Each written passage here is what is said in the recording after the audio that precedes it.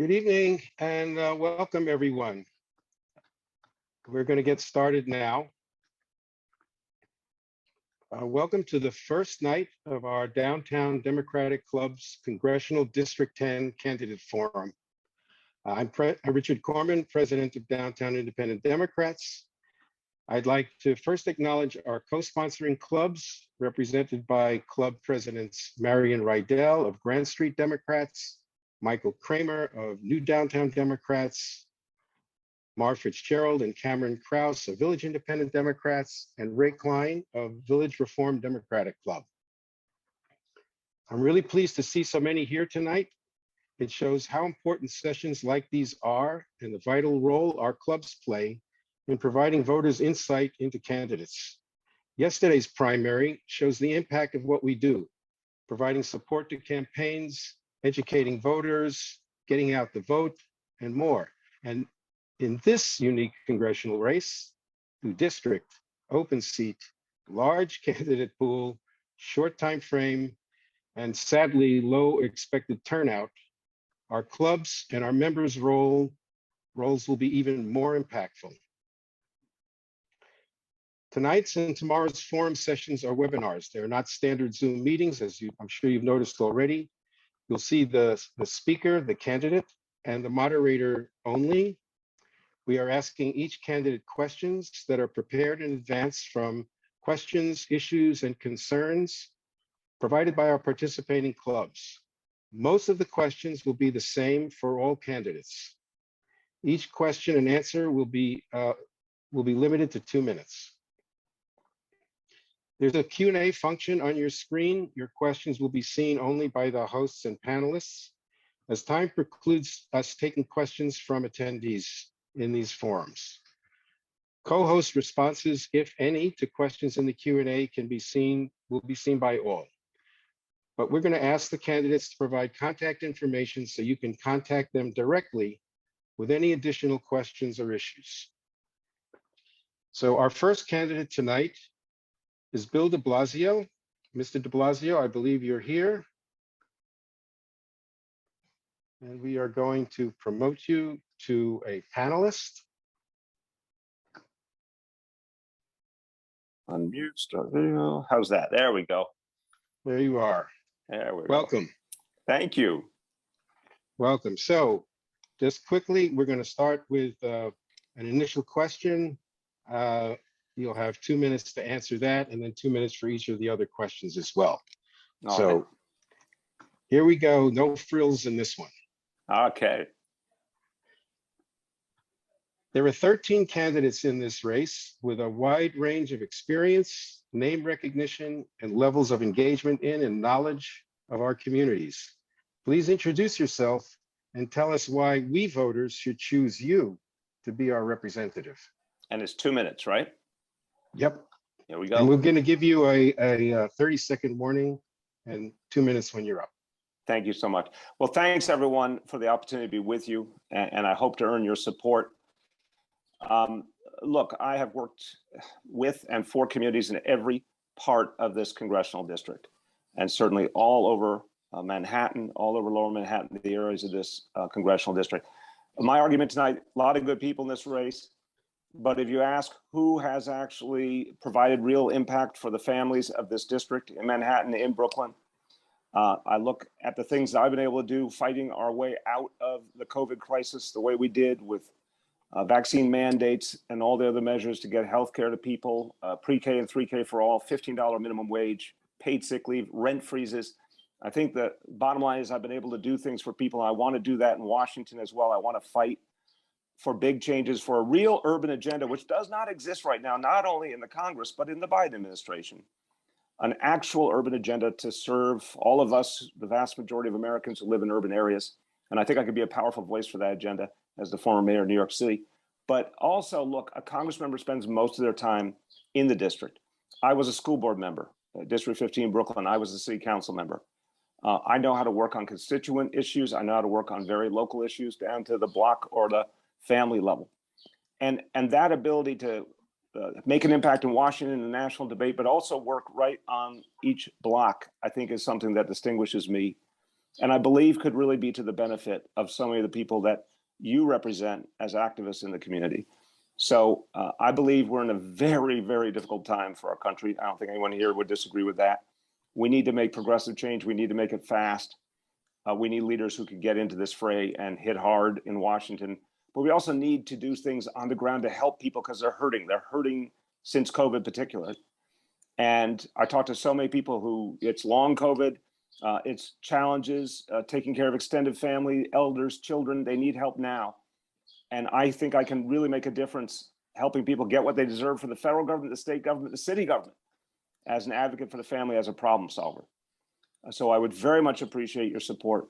I'm going to work hard. I'm going to be out in the streets all over the communities of this district, in Manhattan, in Brooklyn. And I know I can make an impact for all the people that you care about, all the people you represent. Thank you. Our next question is about affordable housing. There's a crisis in affordable housing in the district, and of course, as you well know, in the city in general. What specific policies and funding would you support for public housing, housing on public land like 5 World Trade Center, and any other ways that you would approach this crisis?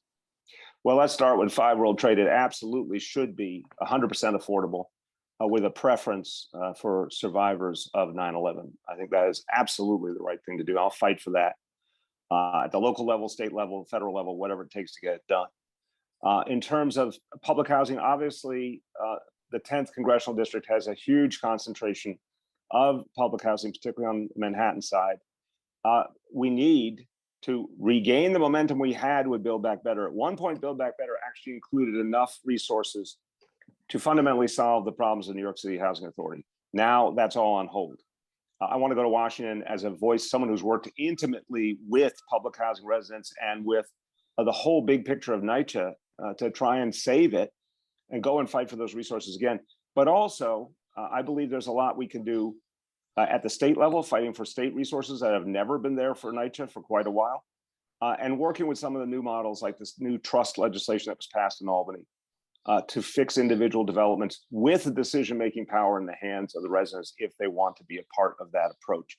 I think that's crucial for affordability in this district. Beyond that, I absolutely believe there's still many ways to help people. Look, my rent guidelines board did multiple rent freezes. I want to fight again to see the rent guidelines board focus on the needs of tenants. I'm absolutely certain there's multiple opportunities in this district to still create new affordable housing. We saw that with the Soho NoHo rezoning. We saw that with the Gowanus rezoning. I believe in that kind of approach. I believe in subsidizing affordable housing in place and using city, state, and federal resources to do that. These are the kinds of things I would fight for. I think we're in a profound affordability crisis. And one more, right to counsel. You know, we fought for and won legislation to provide any tenant who might be facing illegal eviction with a free lawyer from the city of New York. But we got to make sure tenants get those legal services, get the help they need.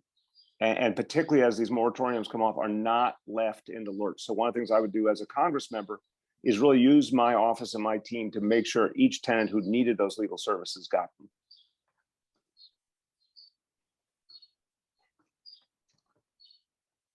Next question is about the environment.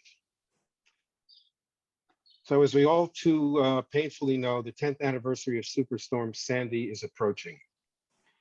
Given the reality of climate change, the serious concerns about achieving climate goals, and what that means for a district so close to the coastline, what is your position on the Green New Deal, and what specific policies do you support to protect our district from impending climate impacts? So I fully support the Green New Deal. I have from the beginning. We actually implemented big pieces of the Green New Deal here in New York City. We have the toughest buildings emission laws at any place, any major city in the world. I'm very proud of that. We did that on my watch. We have the new legislation which passed, and it was a great effort working with the city council to literally say that buildings can no longer have fossil fuel connections in the next few years. That we have to, especially with new buildings and rehab buildings, we have to move away from fossil fuels. And we have to do it aggressively. I led the effort to divest our city pension dollars from fossil fuel companies and get other cities to do the same around the world. So it's urgent. And look, for this district, I think New York 10 is, sadly for all of us that live in New York 10, we are a poster child for the dangers of the climate crisis, of rising sea levels. What other things I would do? I believe that the resiliency efforts are urgently needed. I'm particularly concerned about many parts of Lower Manhattan that are very, very low to the water level, very low in terms of their vulnerability. The Seaport area, the financial district, there's some areas that are particularly vulnerable, and we have to aggressively take action. My administration put forward a plan, but actually has to happen, and we have to fight for it. When you look around Brooklyn as well, Red Hook is an area that's very vulnerable. There have been some good efforts of resiliency there, but we got to do a lot more quickly. We need more federal assistance to make that happen the way it should. I would fight for that. I would fight for the Army Corps of Engineers to be much more deeply involved. This is not going away. Now, I'm still a believer, and I would really say it to all of us.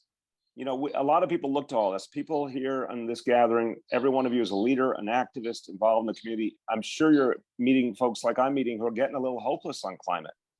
And that's dangerous because hopeless people will not fight for change. We got to say to people that even though the science is damning, the latest reports, the UN reports are very troubling, we should fight for every improvement we can to get away from fossil fuel and to put resiliency measures in place in hopes that when we get it right, when we move more aggressively to electric vehicles and all the other things we need to do, that we might find the possibility that the earth does heal and that we could move forward.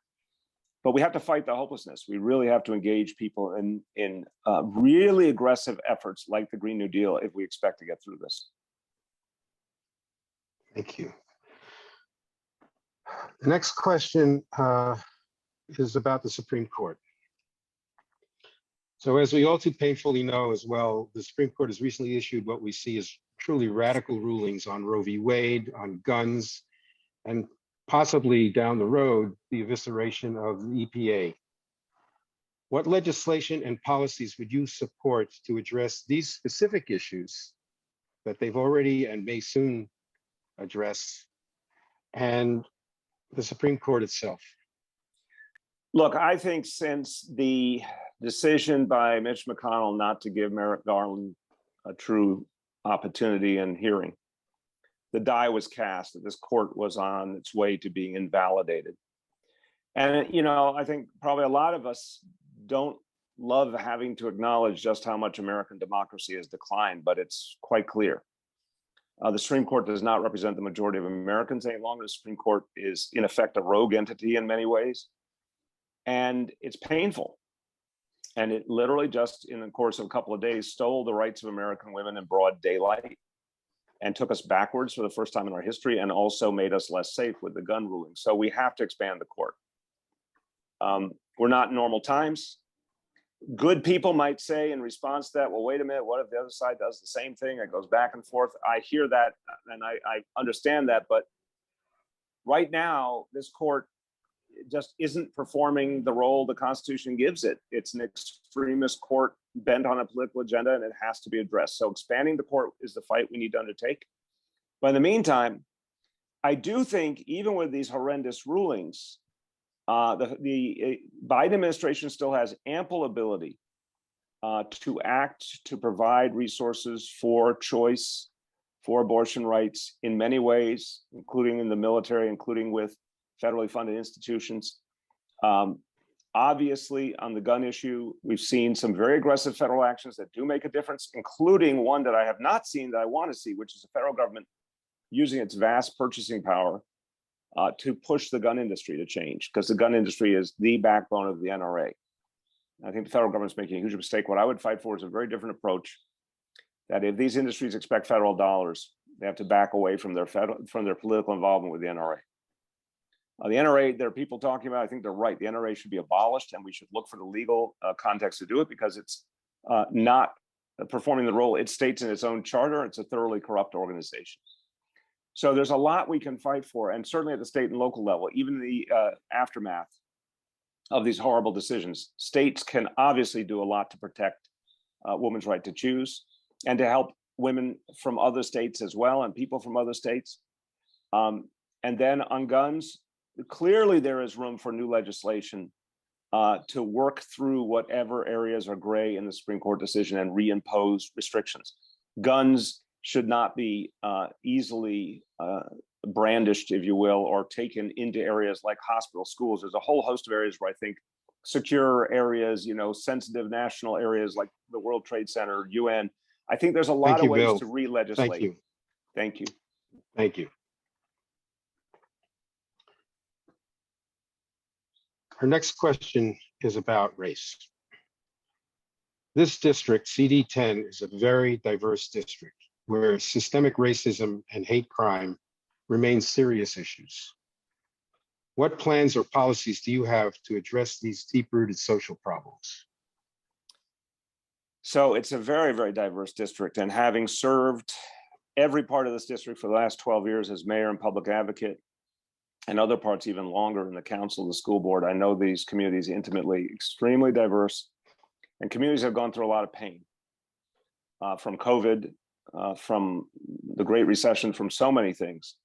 But now the scourge of hate crimes, the Asian community in particular, has suffered so deeply on hate crimes. The Jewish community, which is also so present in this district, has suffered profoundly from hate crimes. The LGBT community, it's been an extremely difficult time. And I think the answer is a combination of a clear, sharp consequences and constantly working to make sure that folks who commit these crimes do experience those consequences, and even in some cases that those consequences be intensified.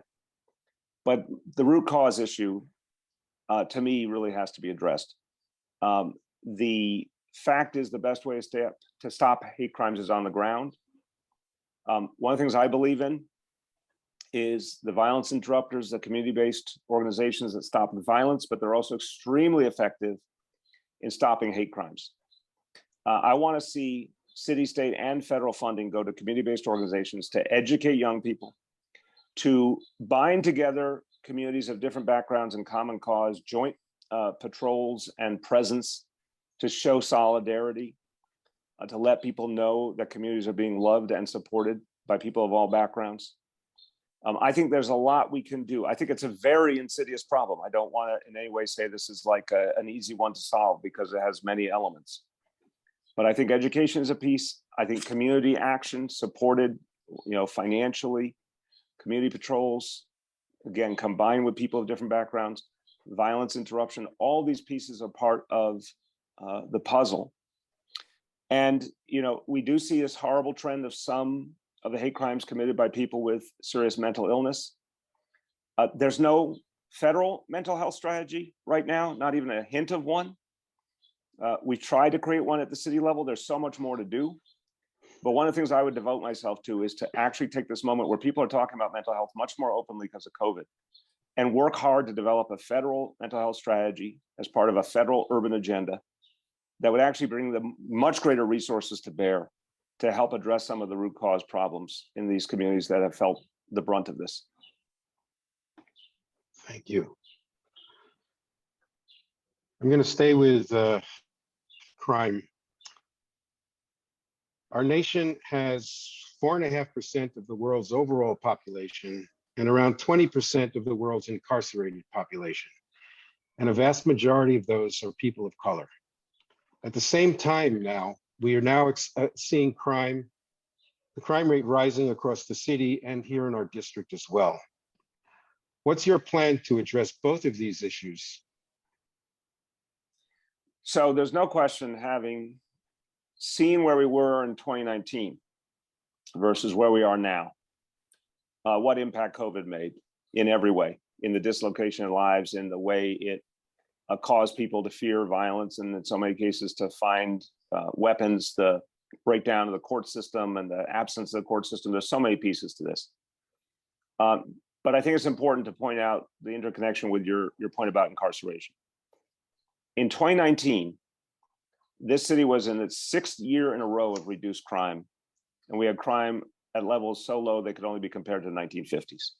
Ergo, neighborhood policing worked, and with much less incarceration. In 2019, there were 180,000 fewer arrests than in the last year of Michael Bloomberg, 2013, and crime went down with fewer arrests, with less incarceration. We cut the number of people in Rikers in half between 2013 and 2019. and crime went down. We got to get back to it. I think the answer is, of course, to recover, do all the pieces it takes to recover our economy, get people back into a more normal life, support people who have suffered during this, including with mental health services. But I also think what's clear is resuming neighborhood policing, and this is what I'd fight for. I'd fight for the federal resources to help us do it, and a much greater emphasis on violence interruption. During the time I was in City Hall, we put about $100 million over the 8 years into the violence interrupters, into community-based solutions to violence. I think this is one of the great opportunities of the future. In Brownsville, Brooklyn is a model I would urge everyone to look into, where the police leadership has really yielded and respected the pure violence movement, and it's creating a whole new reality on the ground with many more civilian and community-based solutions to violence. I think that's the long-term solution. Neighborhood policing plus an emphasis on cure violence movements and fully funding them, and healing, obviously, the impact of COVID. I don't think this condition is forever. I think we will come out of it. But I think it's going to take painstaking work, including bonding police and community back together after the pain that we went through, particularly in 2020. Thank you. On healthcare, many American families are one ER visit away from financial crisis. What's your specific plan for reducing the impact of the cost of healthcare on New Yorkers? Federally, I want to say from the beginning, any urban agenda must include Medicare for all, and that's what I'd fight for. But in terms of New York City, the plan that I put in place, guaranteed healthcare, NYC care, we need to build it out. I want to say, and this is controversial, but to some at least, it's controversial, but I think it's just common sense. Any healthcare plan that doesn't cover undocumented New Yorkers and undocumented Americans is not a real healthcare plan. Because there's 500,000 people who are our neighbors and friends who are undocumented in the city, 12 million in the country, and they deserve healthcare too. Their families deserve healthcare too, or you won't have a healthy community and a healthy nation. So I created a healthcare plan in New York City, which for all the folks who couldn't get insurance, undocumented folks can't get it legally. They could get a New York City healthcare card, a guaranteed primary care physician assigned to them and their family for free if they couldn't pay, or for whatever they could pay, and then all the other services necessary beyond through health and hospitals. I think it's imperative we keep funding health and hospitals, do not close any health and hospitals facilities, continue to invest in them. They help save us during COVID. I think that's crucial to any New York City healthcare plan. But really, I think the guaranteed healthcare plan, the fundamental reality is for the 600,000 New Yorkers who don't have health insurance or can't get health insurance, that plan, if it was applied fully and reached all the people who deserve it, would be their guarantee of healthcare while we work for the bigger changes on the New York State level and the federal level, a truly universal healthcare plan. With extra time. Thank you. Thank you. Education. So education debt is crippling for many young people. What specifically do you propose to do about the soaring cost of higher education? I believe in free public college and universities. I think when you look at what's happened to the cost of education, when you look at the student debt problem, when you look at the lack of opportunity and hope so many young people feel because it's so hard to get that higher education and afford it, I think that is the way forward. I supported Bernie Sanders aggressively and adamantly in the 2020 presidential campaign. And I think this is one of the most important ideas he's brought to the fore on the national stage that's, I think, gaining growing acceptance. And I also think from the perspective of a country in a lot of pain right now, and a country that's not doing as well in our place in the world, morally, economically, you name it. Part of how we come back as a nation is to get our people educated. That's why I did pre-K and 3K, because I could tell our kids were really missing out on a huge opportunity. We added 2 full new grades, universal for free in New York City, to tap into kids' potential and give everyone an equal starting point. But the follow through on that is to make college available to folks regardless of their ability to pay. That used to be the brilliance of CUNY. And we should go back to that model. And I think it can be done. It may take time, but it can be done. And I also think that will make America much stronger in terms of our ability to compete in the world and provide the jobs, good paying jobs for young people in the future.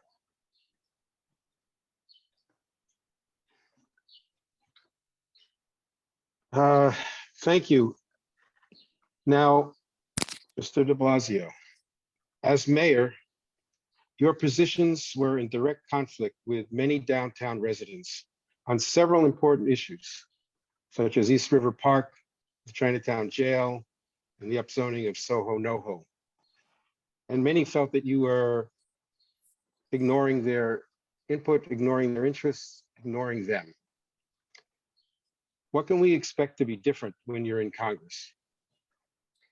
I respect the question, obviously, and I never want that to be the feeling people have, because I was trying in the midst of obviously a host of other challenges and the COVID years. I was trying to listen. I was trying to think about all of the needs of the community.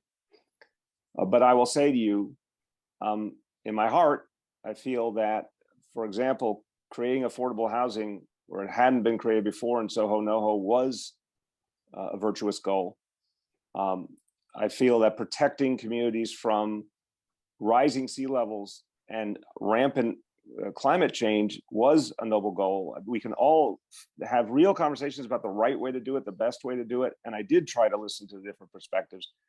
But it's also the role of a mayor, which is different than the role of a congressperson, the role of a mayor to make a decision in the end.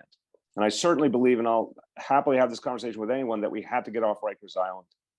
And that the 3 boroughs where there were existing jails, those were the obvious sites to put the new jails. That the only way we could get off Rikers Island and have humane incarceration was with community-based jails. But I want to work with the community to make sure that that process is implemented properly. And if there's new and better ways to do it, I want to work for those. The most important thing to me is get off Rikers as quickly as humanly possible, but find the best way to implement this new vision. So as a Congress member, not a chief executive, the role does change.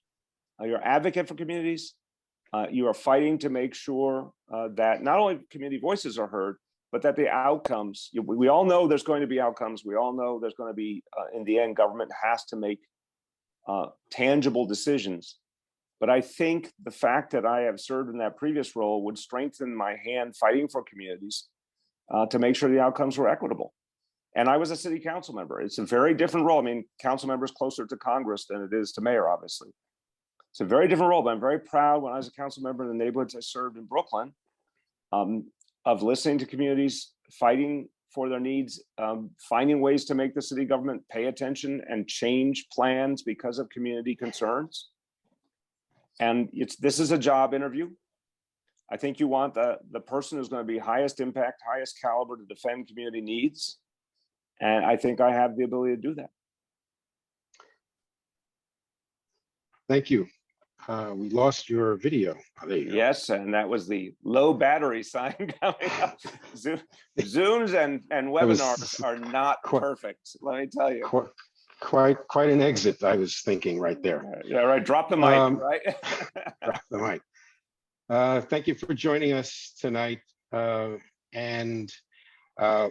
We are. I will remind people that we're not taking questions in the Q&A. The Q&A would be for people that have very specific things that they want to have asked, but we're not going to be using those questions for the candidates. However, we would like each of the candidates, and Mr. de Blasio, you first, to provide your contact information so people can contact you directly with questions that they feel that may not have been addressed here tonight. And we lost you. We did lose the battery. Well, that was quite an exit from the mayor.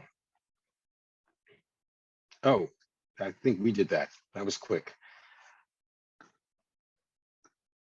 So we're going to our next speaker and our next candidate, and our next candidate is Peter Gleason.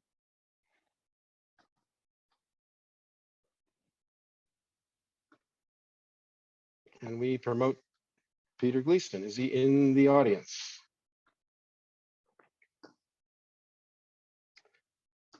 Welcome, Mr. Gleason. Richard, nice to be here and back to my home club, DID, and the rest of the downtown clubs. It's a pleasure to be here. Many of you already know who I am. And Hold on one second. The way we're going to do this is I'm going to ask you each question, and you're going to have 2 minutes to answer. Great. So here we go.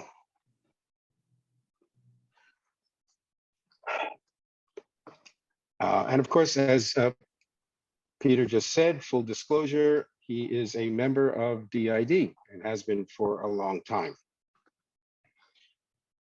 There are 13 candidates in this race with a wide range of experience, name recognition, and levels of engagement in and knowledge of our communities.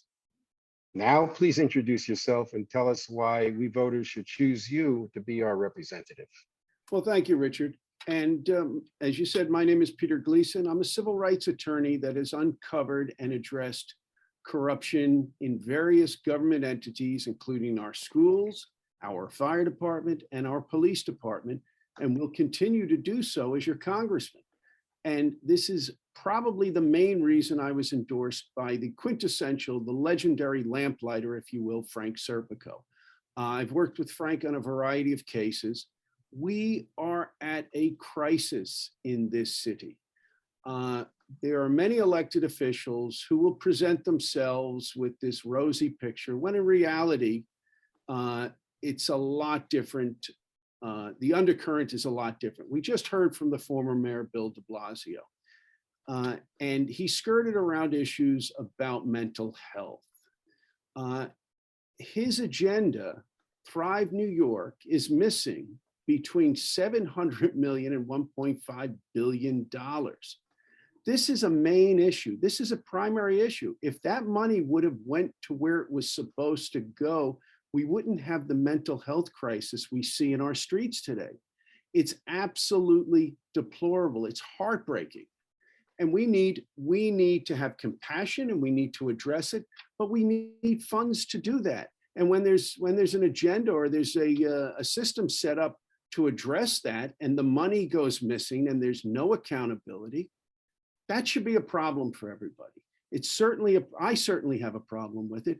And it leads me to what a cornerstone of my law practice is, and that is full transparency. Okay, I represent a variety of clients, and most of these clients are being maligned by the system. One of the biggest high-profile cases I ever had was a so-called soccer mom, Madam Anna Christina. Well, look at the hypocrisy of that. She went to Rikers Island, a most disgusting, deplorable place, for 6 months, and the men that she was allegedly providing escorts to were not even scrutinized, either in our legal system. You need to wrap up. Sure. So if the people that are voting on this endorsement want somebody who is fully transparent, perhaps to a fault, then I'm the only logical candidate. Thank you. On affordable housing. There's a crisis in affordable housing in this district and in the city in general. What specific policies and funding would you support for public housing on public land like 5 World Trade Center, and any other ways that you would approach this crisis? Well, I'm glad you brought that up, because I was fighting back in the early 80s about the Seward Park Development Corporation there on Delancey Street. That's when Sheldon Silver ruled Lower Manhattan with an iron fist. And that's when Sheldon Silver created a racially restricted covenant. That's why I first entered into politics in the early 2000s. The second thing, and it goes again to full transparency, and I was ridiculed and excoriated for it, when Independence Plaza, a model for affordable housing, was pulled out of Mitchell Lama and sold to a private developer, a private entity. I said the city of New York should exercise eminent domain. And I was ridiculed for that. If they would have taken that over under eminent domain, it would have created a massive amount of affordable housing, continued to provide affordable housing, and it would have actually made the city money. The problem is when the city or public housing gets a hold of something, the bureaucrats run it into the ground and they spend, and don't provide any services. It's basically a public development industrial complex, if you will. The people who benefit from that are the people who oversee it. And make no mistake about it, I've discussed this with individuals I know in the real estate industry.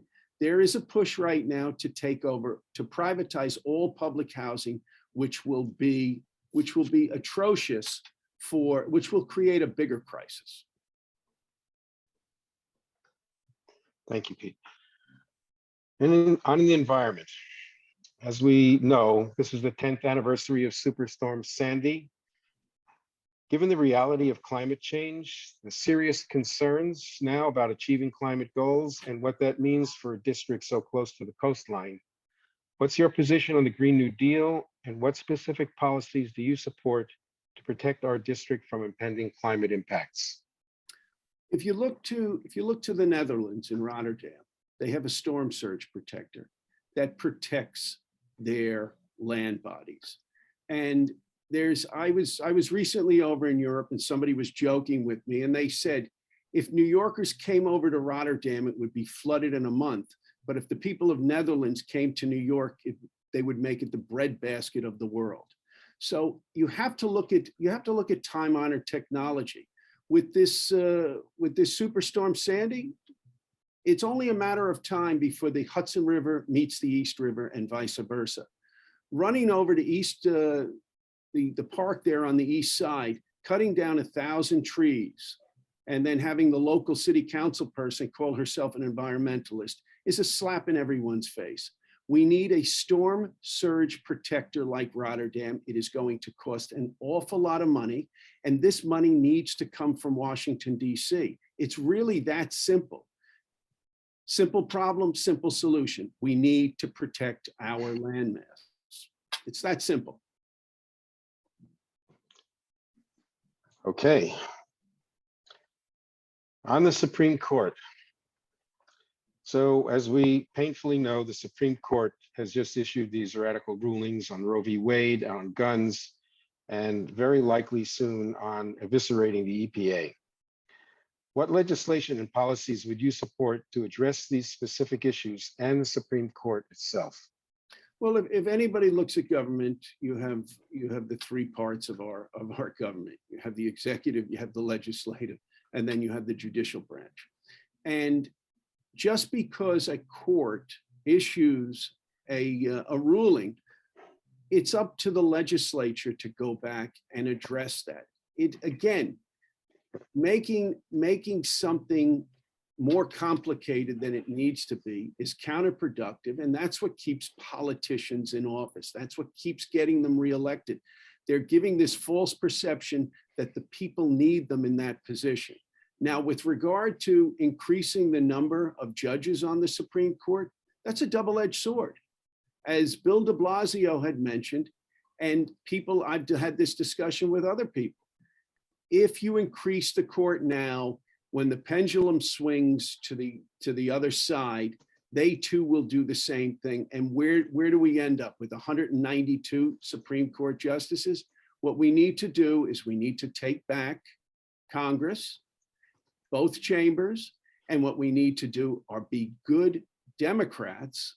And we don't, it actually leads to another question, another issue, and that is the Working Families Party and other fringe groups like that. We're Democrats. We should be very territorial about who we are.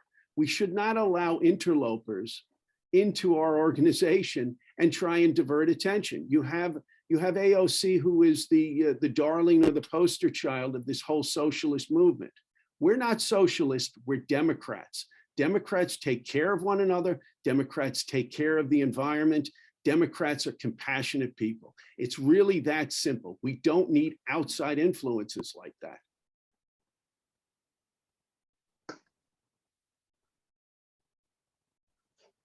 Thanks. Thank you on that. And moving to race, CD10 is a very diverse district where systemic racism and hate crime remain a serious issue. What plans or policies do you have to address these deep-rooted social problems? We have racially restricted covenants throughout the district. That violates the Constitution, whether it's the Hasidic community in Brooklyn, whether it is Chinatown, whether it's Little Italy. When you have insular groups, when you have insular places where you can only get into based on race or religion, those are called racially restricted covenants. First and foremost, we need to increase public awareness. We need to address issues. A crime is a crime is a crime is a crime. When I hear people say it's a hate crime and certain groups are given greater, so-called greater protections under the law, that's an affront to everybody. A crime is a crime. I've been fighting since the early 80s against Sheldon Silver's racially restricted covenant on the Lower East Side of Manhattan. Nobody else wanted to address it but me. And I went after Sheldon Silver and I ran, to my detriment, I ran for city council, not once, but twice. And it was adverse to the positions of Sheldon Silver. And he used all of his power and influence to try and malign and destroy me. It didn't work out in his favor because I uncovered some corruption in UJC, which ended Willie Rapfogel going to jail. I got a call from, at the time, it was Andrew Cuomo's Attorney General's office about what I uncovered. And then I paid a dear price in the form of a very vitriolic article from Mr. Wayne Barrett, because Mr. Wayne Barrett's wife, Fran, was profiting from the nonprofit industry, which Sheldon Silver financed solely. So if you look at the history of Wayne Barrett, God rest his soul, he never laid a glove on Sheldon Silver because Sheldon lined his wife's nonprofit pockets. The point I'd like to get the listeners to at this point here is this will show the transparency of sending me to Washington. Nothing is off limits. Let's look at this. Everybody should look at this through the same lens together.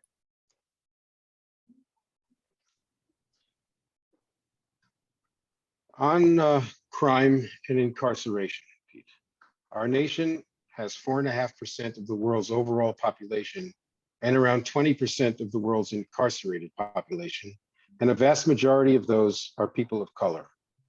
At the same time, we are now seeing crime rates rising across the city and in our district. What's your plan to address both of these issues? Well, first and foremost, I think there was a breakdown, compliments of the de Blasio administration in Thrive New York, that created this mental health crisis. A good percentage of those incarcerated have underlying mental health issues. We need to address this mental health crisis. You don't throw money at it and then have that money go missing. I would venture to guess that should be a no-brainer for anybody not to vote for Bill de Blasio. However, what I would do is address this mental health crisis. And with regard to the high levels of incarceration, again, it's the prison industrial complex. People are making money off of this. You see throughout the country that we have privatization of our jails. Jails for profit are a bad idea. That's at the federal level. So we can address that in Congress. We can shine a light on it. We can bring to light these issues that we need to change. With regard to the disparate treatment of people of color, absolutely.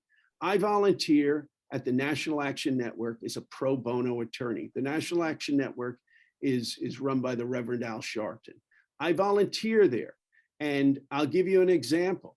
I've represented a woman there who has owned, an African-American woman who has owned a newsstand on 7th Avenue and 50th Street for almost 50 years. And the de Blasio administration was trying to kick her out.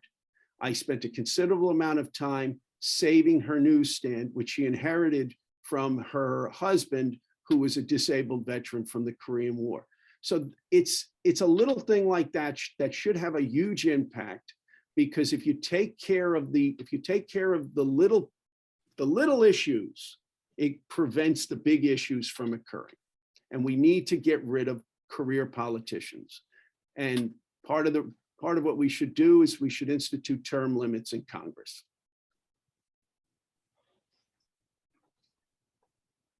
Let's move to healthcare. Many American families are one ER visit away from financial crisis. What's your specific plan for reducing the impact of the cost of healthcare of New Yorkers? Well, and that's a very poignant statement. And most Americans are 2 paychecks away from bankruptcy as well. And that's a disgrace, living in the richest country in the world. The easy answer to that is whatever the health care that is given and provided to members of Congress should be provided to every American. And we do need to take care of our undocumented people who are in this country, undocumented, because they provide a vital service to this country. And in doing so, and in providing the health care to everyone, it would also enable us to appropriately tax everybody, instead of having this this system set up, this black market, if you will, of people circumventing the tax process. Everybody on this Zoom, on this debate, pays taxes, and whether it's income tax, or whether it's federal tax, state tax, or property tax, we all pay our fair share.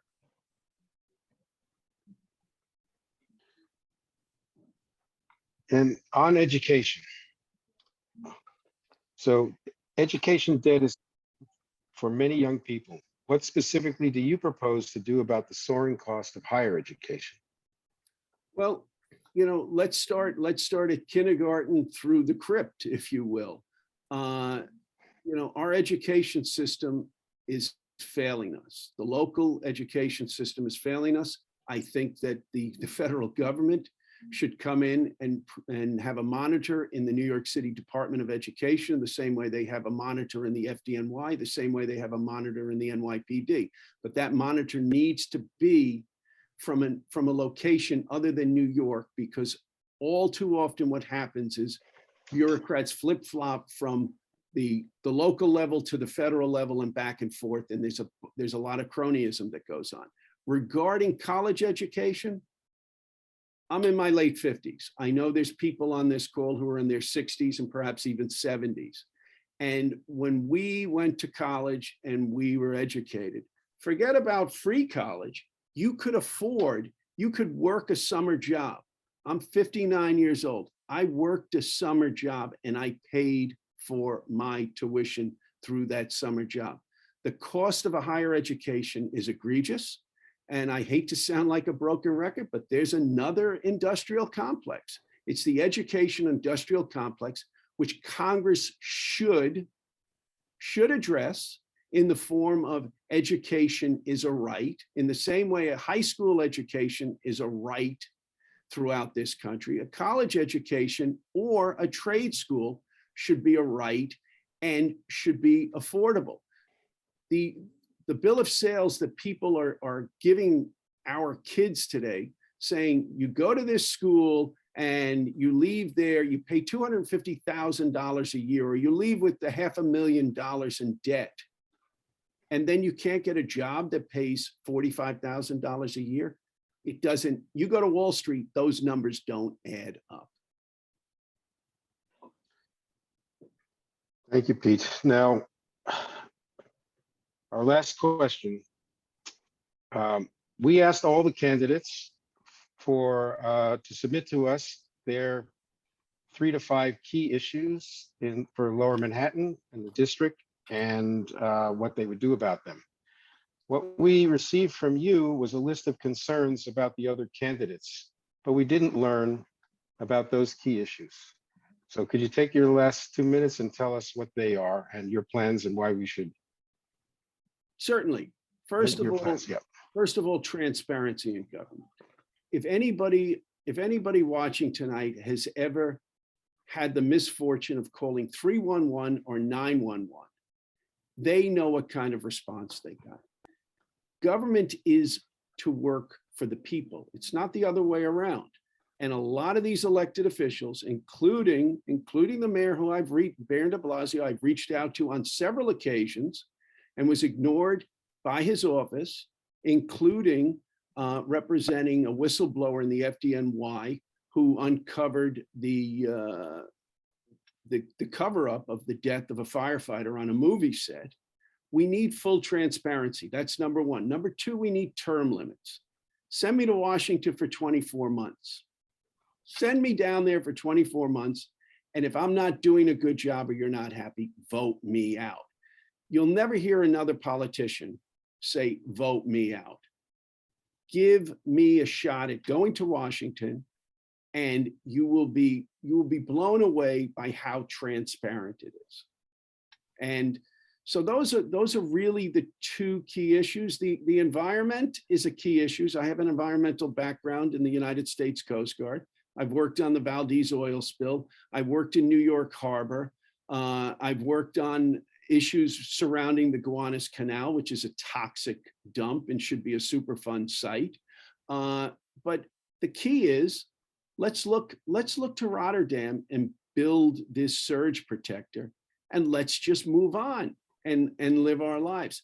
You hit the nail on the head when you said that people regarding healthcare are one ER visit away from bankruptcy. As I said, the average American is 2 paychecks away from bankruptcy, and that needs to change. And the way to change that is through transparency. Thank you for joining us tonight, Pete. Appreciate that. And Thank you, Richard. Please leave us, we're going to provide your contact information, assuming that's okay with you. So Sure. if people have questions, they can my, contact you directly. You have my 646-872-3546. And my email is pjgleason, P as in Peter, J as in Joseph, Gleason, GLEASON @AOL.com. It's pretty simple. Pretty simple. Thanks for joining. Thank you, Richard.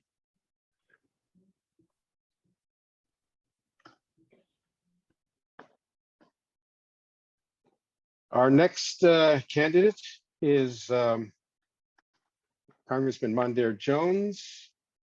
And is he in the audience?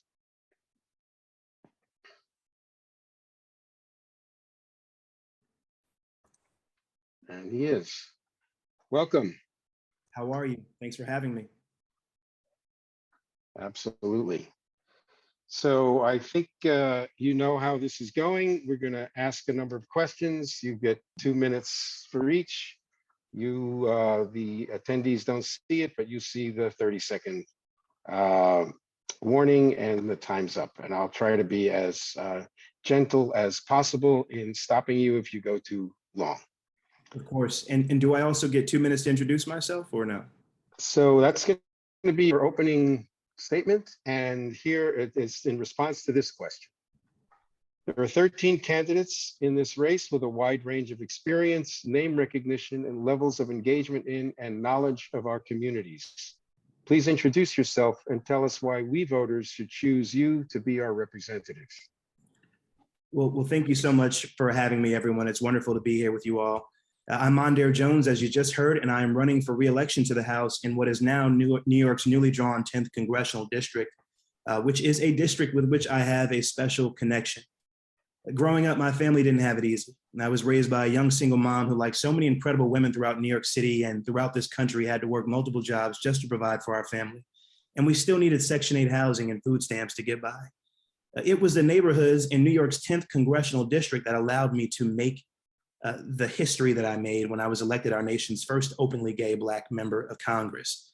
And not just because I worked in the district as a young lawyer, but because as a young person, this district showed me how to accept who I am and live an authentic life as an openly gay man.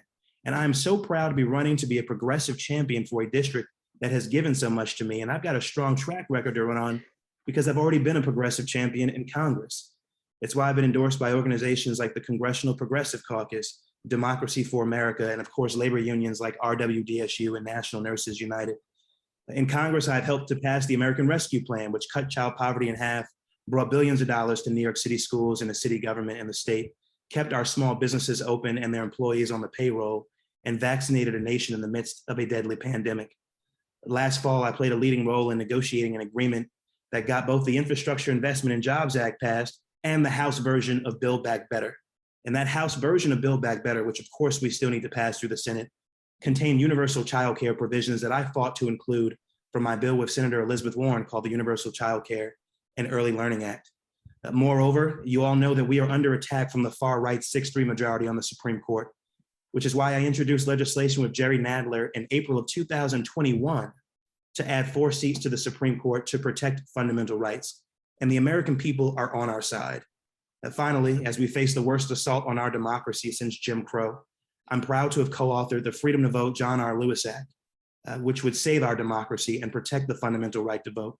And I'm running for re-election in part to continue leading this essential fight in Congress. So I'm not just ready to get to work, I'm ready to keep at work. And I'm so excited to do that for all of you, your families, your kids, and for our democracy. So thanks so much, and I'd love to answer your questions tonight. Thank you. We're going to start with affordable housing. There's a crisis in affordable housing in the district and in the city in general. What specific policies and funding would you support for public housing, housing on public land like 5 World Trade Center, and any other ways you would approach this crisis? Thank you for that question. This is very personal to me as someone who grew up housing insecure. First of all, I've already come out in support of 100% affordability at 5 World Trade Center.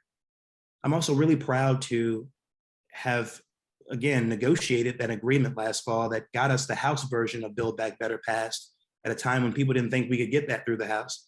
That contained tens of billions of dollars for NYCHA.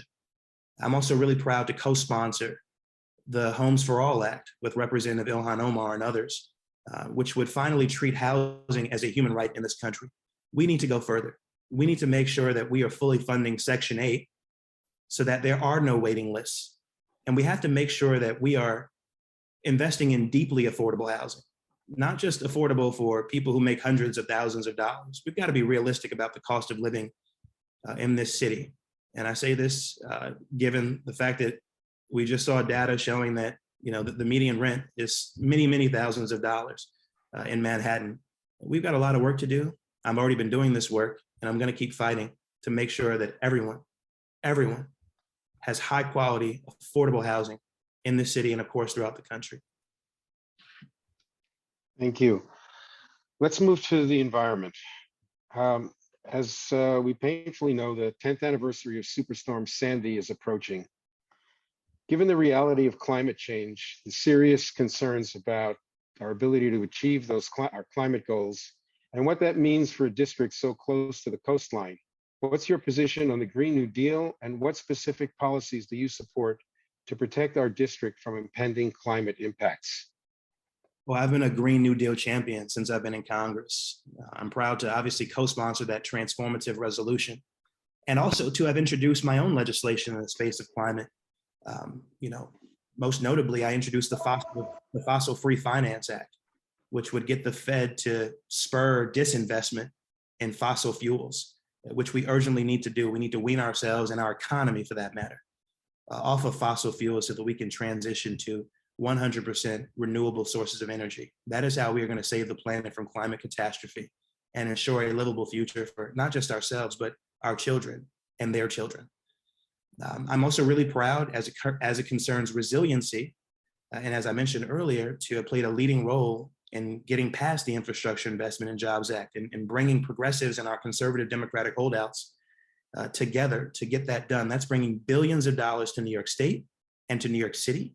And I'm going to be fighting, hopefully as the representative for this beautiful district, to bring as many millions of those dollars to the climate resiliency projects along the East River, and of course, and also on the Battery Park City side of this district in Lower Manhattan, which is undergoing its own resiliency project.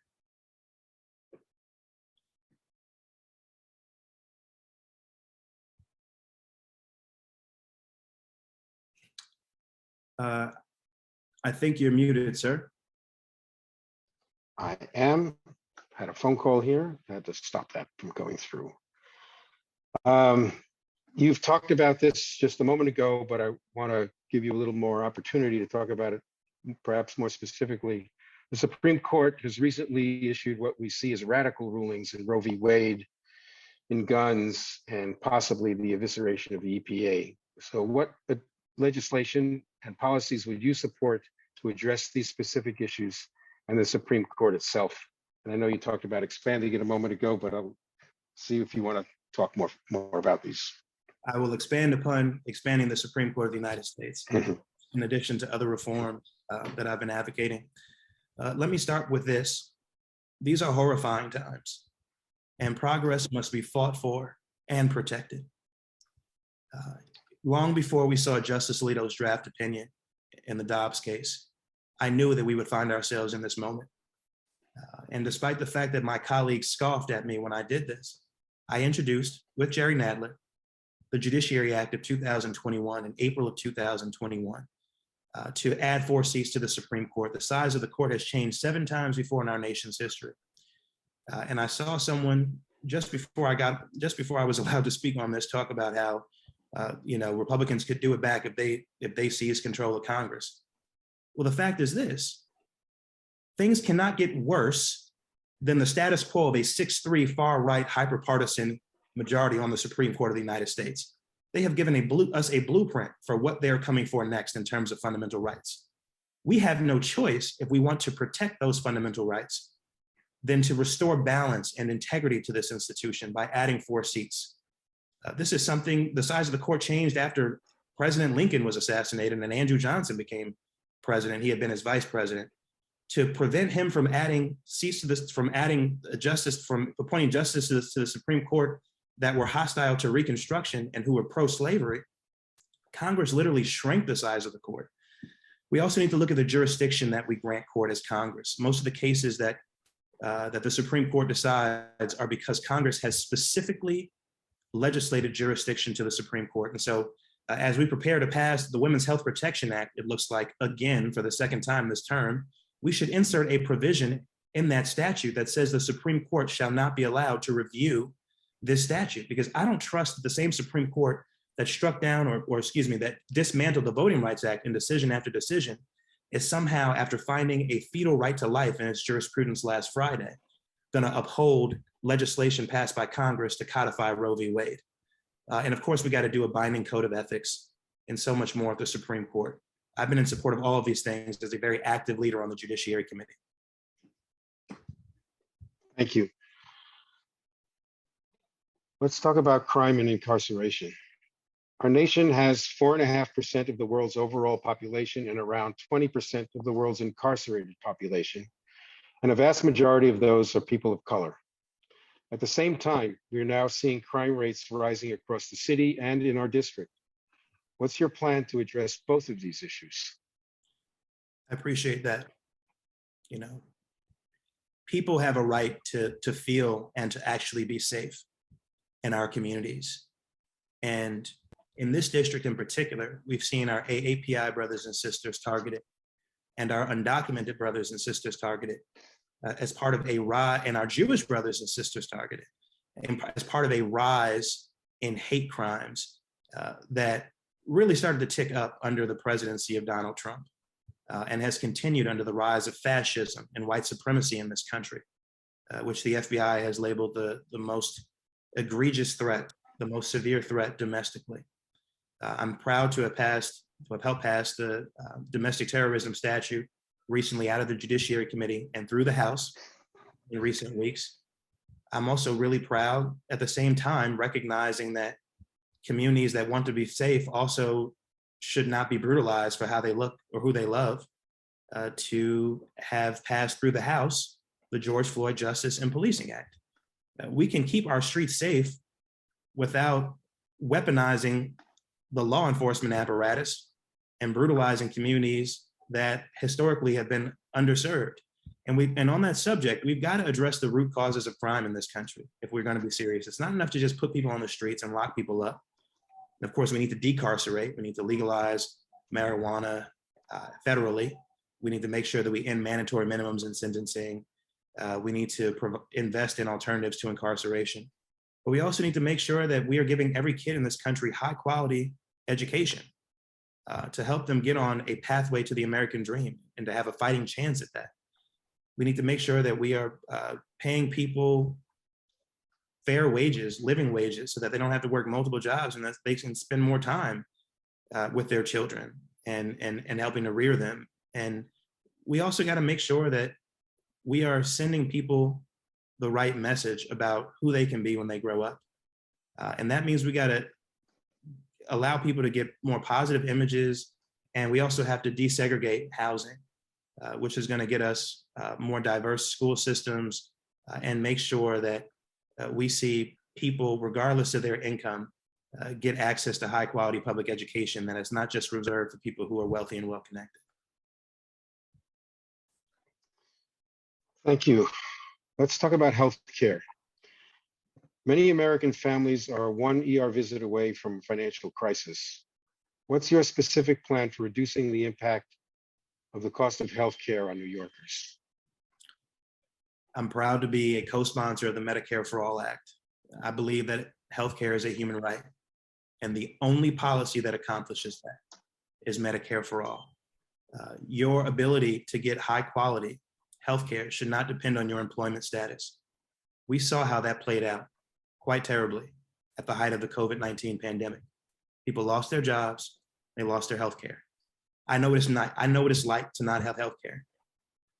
And no one should have to experience that. It's also economically efficient. We actually have cost savings nationally in terms of how much money we currently spend on healthcare versus how much money we as a nation would spend on healthcare while getting better outcomes under a Medicare for All system, which would, by the way, expand coverage to include dental, vision, and hearing, and cap in long-term care, by the way, and cap the annual cost of prescription drugs. I'm proud to, as I mentioned earlier, have helped pass the House version of Build Back Better, which did expand Medicare coverage. And unfortunately, it has not yet passed in the Senate, and I'm pushing to get that done. And I also pushed at the same time to overrule the parliamentarian who took out the ability of Medicare to negotiate prescription drug prices as somehow not being appropriate for the reconciliation process that we went through. We've got to be fighting tooth and nail to make sure that we make this a reality. Other countries have gotten it right. There's no reason why we can't. And respectfully, I disagree with the gentleman before me who said that it's going to be enough to just give people the same health care that members of Congress have, because a lot of everyday folks still wouldn't be able to afford that, unfortunately. And it shouldn't depend on your employment status. Thank you. On education debt is crippling for many young people. What specifically do you propose to do about the soaring cost of higher education? Yes, you spoke of education before, but let's talk about this as well. Education has been transformative for me in my own life. It's how I've gotten this far. You know, I grew up, as I mentioned, poor.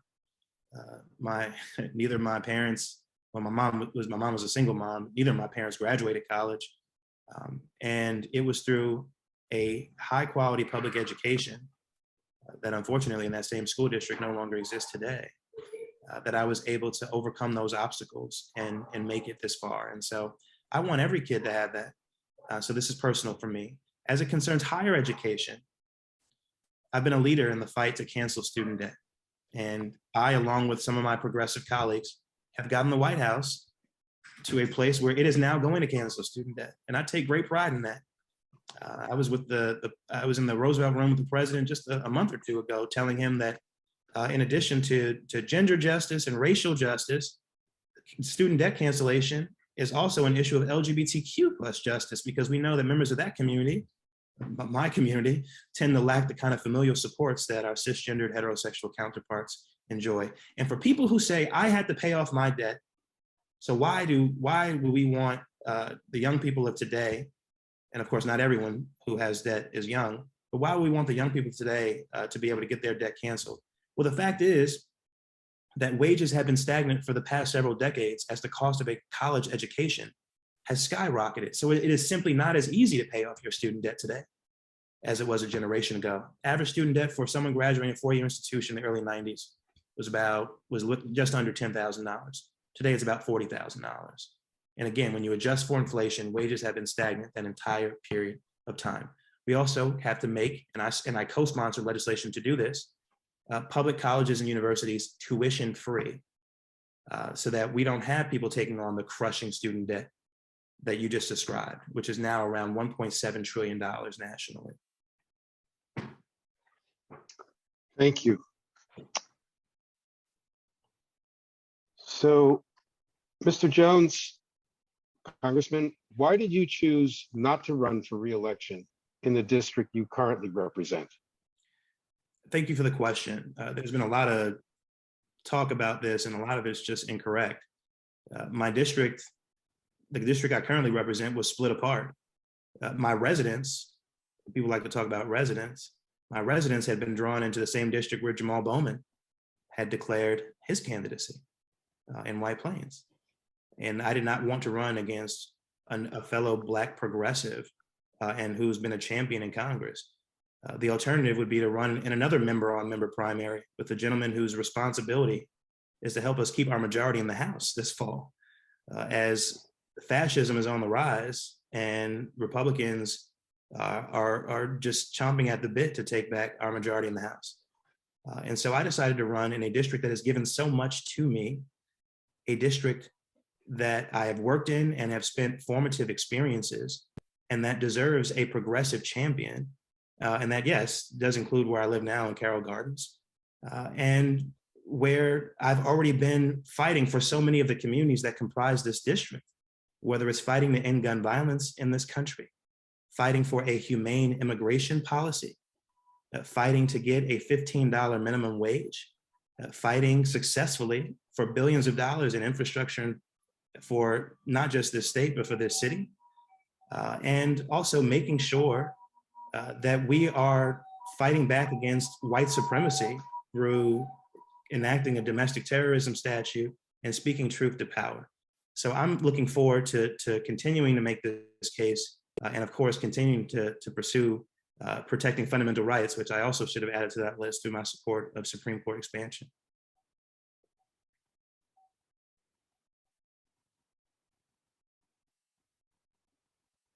Sorry, on mute again. Thank you so much for joining us tonight, Congressman. Thank you. If it's okay with you, we will put your contact information and we'll provide that to the people who want to contact you with questions that we may not have addressed here. Thank you so much, and have a great night. Thank you.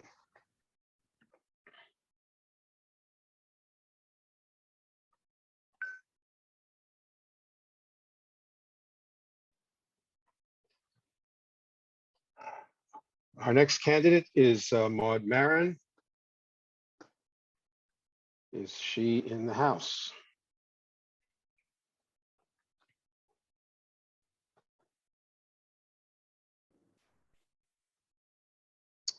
Hello. Welcome, Maud. Welcome, Ms. Marin. Thank you so much. So we're going to start each question. You'll have 2 minutes to answer. You'll see a little 30-second warning, and I'll try to be as gracious as possible if you go over time. There are 13 candidates in this race with a wide range of experience, name recognition, and levels of engagement in and knowledge of our communities. Please introduce yourself and tell us why we voters should choose you to be our representative. Sure. Well, first of all, thank you very much for having me. I'm Maud Marin, and for those of you who don't know me, I'm a longtime downtown resident raising 4 children in our district. I'm a former public defender with the Legal Aid Society. Downtown locally, I've served on Community Board 2. I was elected to the Community Education Council. I have started a local education advocacy organization co-founded with other parents called Place NYC. But I'm here tonight to talk about the issues: restoring public safety, investing in academic excellence, curbing inflation, and of course, addressing the affordability crisis in our city. I'll just say that unfortunately, the questions that I have received at these forums in the past are often loaded questions about my views on gender ideology, or deeply disingenuous questions trying to link my support of merit-based education and academic excellence to racism, formulations which I never hear when I'm campaigning in every corner of this district and talking to all of our neighbors. Folks will disagree on important issues, but I really do believe we can have meaningful and important discussion on all topics if people come to the table ready to talk. Many Democrats like me feel increasingly isolated by the ever leftward push of our party. A recent AP report found that 1 million Americans switched their registration to the Republican Party in 2021 alone. And here at home in Bayside and Bay Ridge, Republicans made major gains, including flipping 2 city council seats. I believe that as a party, we need to learn from these trends and course correct. Let's stop the infighting and come together as Democrats. Let's discuss the issues and not accuse each other based on adherence to extreme ideologies that work to divide rather than unite. We can have these conversations together, and I look forward to having them with you tonight. Thank you. Thank you. Let's go to affordable housing. There's a crisis in affordable housing in this district and in the city in general. What specific policies and funding would you support for public housing, housing on public land, like 5 World Trade Center, and any other ways you would approach this crisis? Right. Well, I'm going to say 2 things about affordability. One,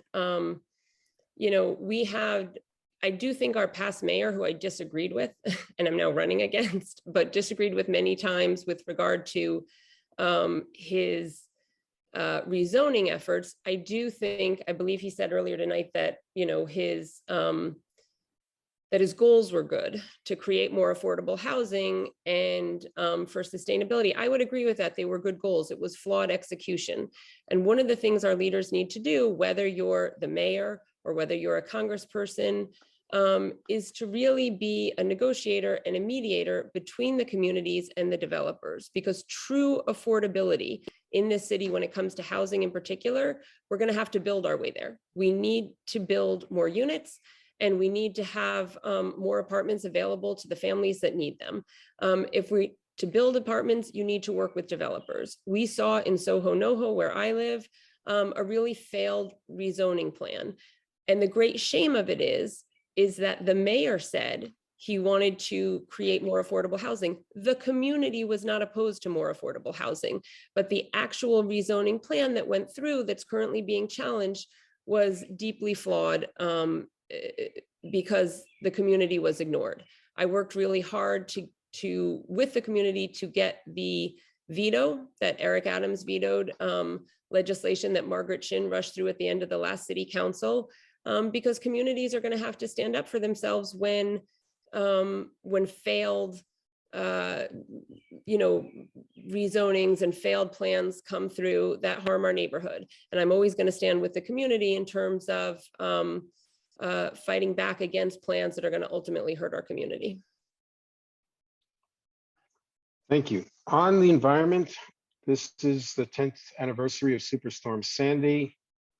Given the reality of climate change and the serious concerns about achieving climate goals and what that means for a district so close to the coastline, what's your position on the Green New Deal, and what specific policies do you support to protect our district from impending climate impacts? I lived through Hurricane Sandy. I was here with my children. It's obviously, resiliency planning is incredibly important. Again, I would just say that, I went to my son's last soccer game of the season over on the east side, on East 6th Street at the soccer field in the East River Park, and had to walk past all the trees that had been ripped up and laid down on the ground. It's really a travesty. And again, we have a situation where Bill de Blasio and Carlina Rivera ignored what the community wanted. And our communities are pretty amazing, because the community didn't just say, no, don't do this. The community offered a plan. And I've seen that again and again from our community groups and from our community boards, the offering of real, concrete, detailed, and specific plans that get ignored. I think we need to work on resiliency issues, but any plan that ignores what the community is telling elected leaders and elected officials is not going to be the way to go forward.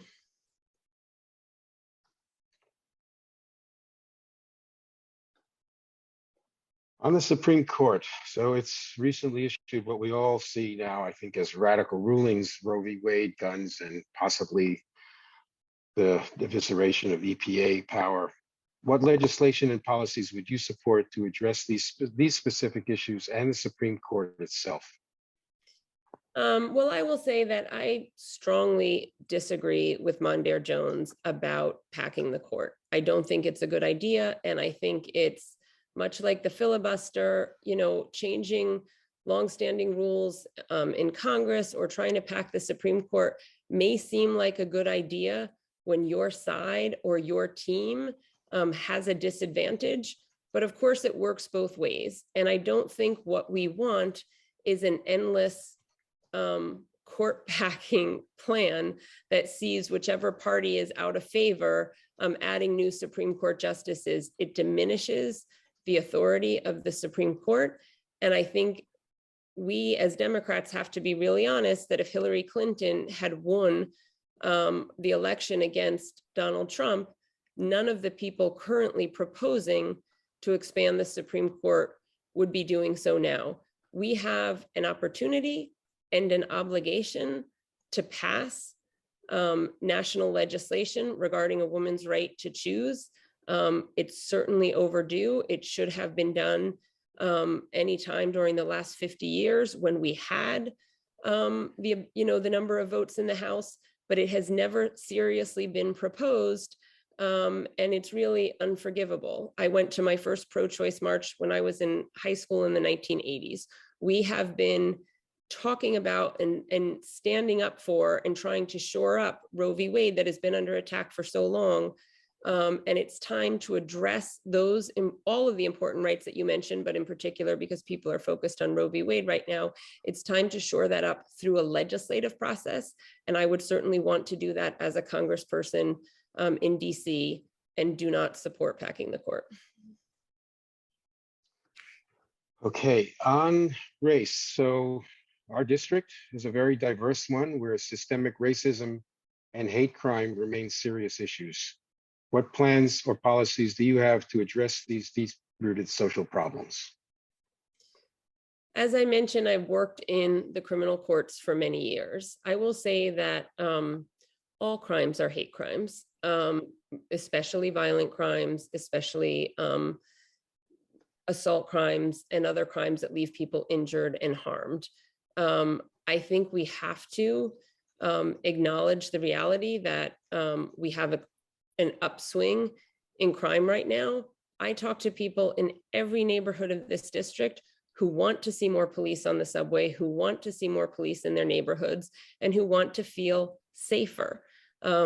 That is an issue of public safety that applies right across the board to people of every race, of every age, and every neighborhood. I remember, when we got federal funding for police in New York in the late 80s and early 90s, and we saw New York City climb out of the catastrophic high crime rates of that period. We really do need to invest in smart and responsible law enforcement in order to have the kind of safety that all our neighborhoods deserve. Okay, you've just talked about crime. Well, let's extend it a little bit. 4.5% of the US, our country, has 4.5% of the world's overall population, but about 20% of the world's incarcerated population.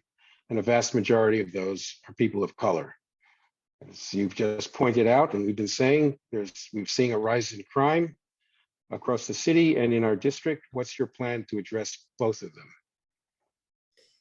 I don't think we need to reinvent the wheel when it comes to crime, because New York I was born here in New York City, but I didn't grow up here, but I came back here as an 18-year-old in the 1980s. And I saw over the decades that I have lived in this city, a tremendous change. And unfortunately, it's becoming circular. We're going back to some of the high crime days that were here when I got here as a teenager. We know how to reduce crime in New York City. We can do so again. Obviously, there were things that that did not work, and that I think is very reasonable to apply the label systemic racism to, the stop and frisk policy being one of them. But I do think it's important to know that For example, Al Sharpton and the NYPD's, the PBA, the union of the NYPD, stood together in opposing the use of quotas at the time, right? We don't want quotas. We don't want the police being told they have to go out and arrest a certain number of people, but we do want the police to be able to arrest people that they see committing crime. And that is what, under Bill de Blasio, there were too many things which were being made non-arrest crimes. And it leads to a lawlessness. It leads to a lawlessness in our parks, in Washington Square Park and parks throughout the city. And we know that if we keep doing that, we're going to increase lawlessness. The motorbikes on the street, the number of people smoking cigarettes and marijuana on the subway, all of these, none of these things are catastrophic crimes, but the extreme rise of those kind of crimes all over the city, the stealing from Duane Reade, the plain daylight open views, stealing from local pharmacies and from stores, that sort of crime leads to more crime and bigger crime, and we see the violence being perpetrated on people. We absolutely need to enforce those laws, and I think we need to be serious about making arrests and having serious prosecutions, unlike Alvin Bragg's initial instinct when he started, having serious prosecutions for violent crime. On time. Many American families are one ER visit away from a financial crisis. What's your plan for reducing the impact of the cost of healthcare on New Yorkers? I remember when President Barack Obama was negotiating what eventually became Obamacare. And one of the things that happened early in those negotiations is that he relented on and gave up on the public option. We obviously need what was then called the public option, or something akin to it now, so that all people have access to healthcare. We need universal healthcare. Every single person should be able to have it. And Obamacare was a great step forward, but it wasn't 100%. We have too many people that are uncovered by this particular plan. And I do think that we have to include in that coverage our undocumented New Yorkers, undocumented Americans, because as we could see with the COVID pandemic, respiratory viruses don't check papers. We need to have an entire population in a city have access to healthcare and be able to remain healthy.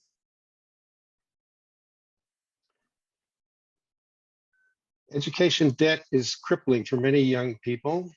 What specifically do you propose to do about the soaring cost of higher education? I think there are two very specific things we need to think about when it comes to the high costs of higher education. And one is to fix our K through 12 education. K through 12 education has to be able to graduate children that are college ready. One of the ways in which students in New York rack up debt is that they get to our CUNY or SUNY schools and have to take remedial classes because their high school has not prepared them to do college level work. And they have to pay for those classes when they get there. And that's really a ripoff, because if you've graduated from a New York City public school, you shouldn't have to take remedial classes when you get to college. The other thing we need to do is improve our high schools. All kids should take statistics and civics and classes that would prepare them to be able to function with a high school degree. A high school degree should mean more than it does now. I disagree with the idea of college debt being paid for right now. It's a giveaway. And I really do believe that we need to take into account all of the people, hardworking people, New Yorkers, who did not go to college when we think about giving direct cash payments to people. There are plenty of schemes that are smart and interesting, universal basic income plans for direct cash payments that are smart and I think worth investigating, but they should not be limited to people who have been able to access some degree of college. They should be extended to all people, including those who have gone straight from high school into the job market. Thank you. So, Ms. Marin, Lower Manhattan is the birthplace of the LGBTQ activism. With your public views against transgender athletes and skepticism about gender identity, how can you best represent us all, including the LGBTQ community? Absolutely. I have no skepticism about transgender athletes. There are many great transgender athletes. What I have skepticism about is people choosing to compete in a biological sex category that's not their own. In other words, men should compete with men and women should compete with women. And I think that girls and women athletes have the right to participate in a single sex category, which is a category for women. It is not at all discriminatory to tell someone who is biologically male that they need to compete on a male team. That person may choose to identify as a woman and live their life as a woman, which they certainly can and should if that's their choice, but they have to compete in the athletic team that is appropriate to their biological sex. In Washington, D.C. right now, the Biden administration has proposed changing the federal civil rights legislation known as Title IX, which it guarantees, which bars discrimination based on sex. The proposal by the Biden administration is to change biological sex to gender identity. That's a disaster on many levels. One is girls and women's sports, but the other are due process rights for young people on college campuses. I'm a defense lawyer by training. Due process is very important, and young people accused of crimes should absolutely have the right to see the evidence against them, should have the right to cross-examine witnesses. And the proposed Biden changes to Title IX will not guarantee any of that. I stand against it. It is entirely consistent with supporting the lesbian and gay community in New York and supporting transgender athletes and transgender people to insist on the legal category of biological sex. Okay, thank you for joining us tonight, Ms. Marin. And we ask that when we, don't take this personally, when we demote you to an attendee, would you please put your contact information in the Q&A so that people who have additional questions can reach you directly? I will certainly do that, and thank you very much. I appreciate it.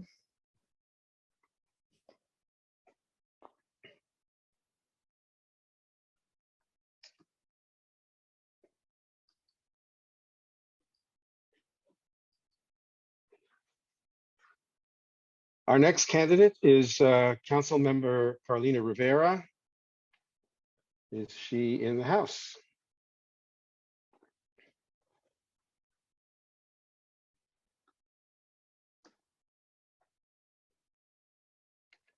Welcome. Hello, good evening. Good evening. So we are going to be asking you a number of questions, and you'll have 2 minutes each.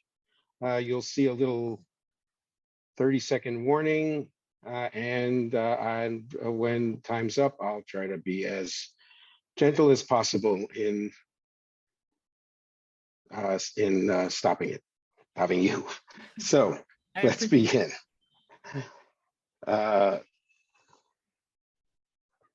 The opening question is about the race and you. So there are 13 candidates in this race with a wide range of experience, name recognition, and levels of engagement in and knowledge of our communities. So please introduce yourself and tell us why we voters should choose you to be our representative. Well, good evening, everyone. I'm Carlina Rivera. I'm a councilwoman humbly representing the communities where I've spent my life, and I'm here asking for your support to continue the work that we have done. As someone who has stood up for a more inclusive and equitable country and city, and as someone who is committed to demanding that our local issues get the national resources that they deserve. I'm a fighter. I always have been. I always will be. I went to my first tenant meeting when I was in grade school. I served on my local community board where I met my husband, no less, and I organized for housing, economic and environmental justice in our communities before I ever ran for office. Growing up with a single mom in Section 8, but stable housing on Stanton Street, waiting tables in the village to pay for books in college, having access to the local Planned Parenthood on Bleecker Street, my experiences, these experiences, they are not guaranteed, and our lives have been fundamentally changed by a lack of action in Washington. And we have the opportunity to elect someone who is effective, someone who has a deep connection to and love for this district and this city. I'm not up here with national sound bites and claiming credit because of my attendance. I've drafted and passed 22 pieces of legislation. I've worked to build a coalition to finalize a first of its kind infrastructure project to protect our communities from the effects of climate change. And people are watching our city to see what we prioritize as worth saving. After we saw a right-wing Supreme Court strike down the gun laws of our state, after we saw them start to dismantle our access to abortion and frankly, all reproductive rights, we need someone with perspective that has been working on these and other issues of national importance, from targeting guns through legislation and anti-violence programs to creating the country's first municipal abortion access fund to seeking expanded access to birth control. I'm a workhorse, I hustle. I have the support from people that really trust me, community leaders, Congresswoman Nydia Velázquez, Brooklyn Borough President Antonio Reynoso, council members, Alexa Viles, Lincoln Ressler, Eric Botcher, so many of the people that I grew up with. And with the skills I've developed, my roots in this district, that record of results that I just touched on, and the unparalleled community support, I would be honored to have the endorsement of the downtown clubs and be that effective representative for NY10. Thank you. So we're going to go through a whole range of topics here, as you may have heard. Our first is affordable housing. So there's a crisis in affordable housing, as I'm sure you know, in this district and in the city in general. What specific policies and funding would you support for public housing, housing on public land like 5 World Trade Center, and any other ways that you would approach this crisis? Thank you for this question. I've only seen our housing crisis get worse. I've been in housing court with families struggling in NYCHA, which should be fully funded. I support 100% affordable housing whenever possible. It is incredibly important across the city.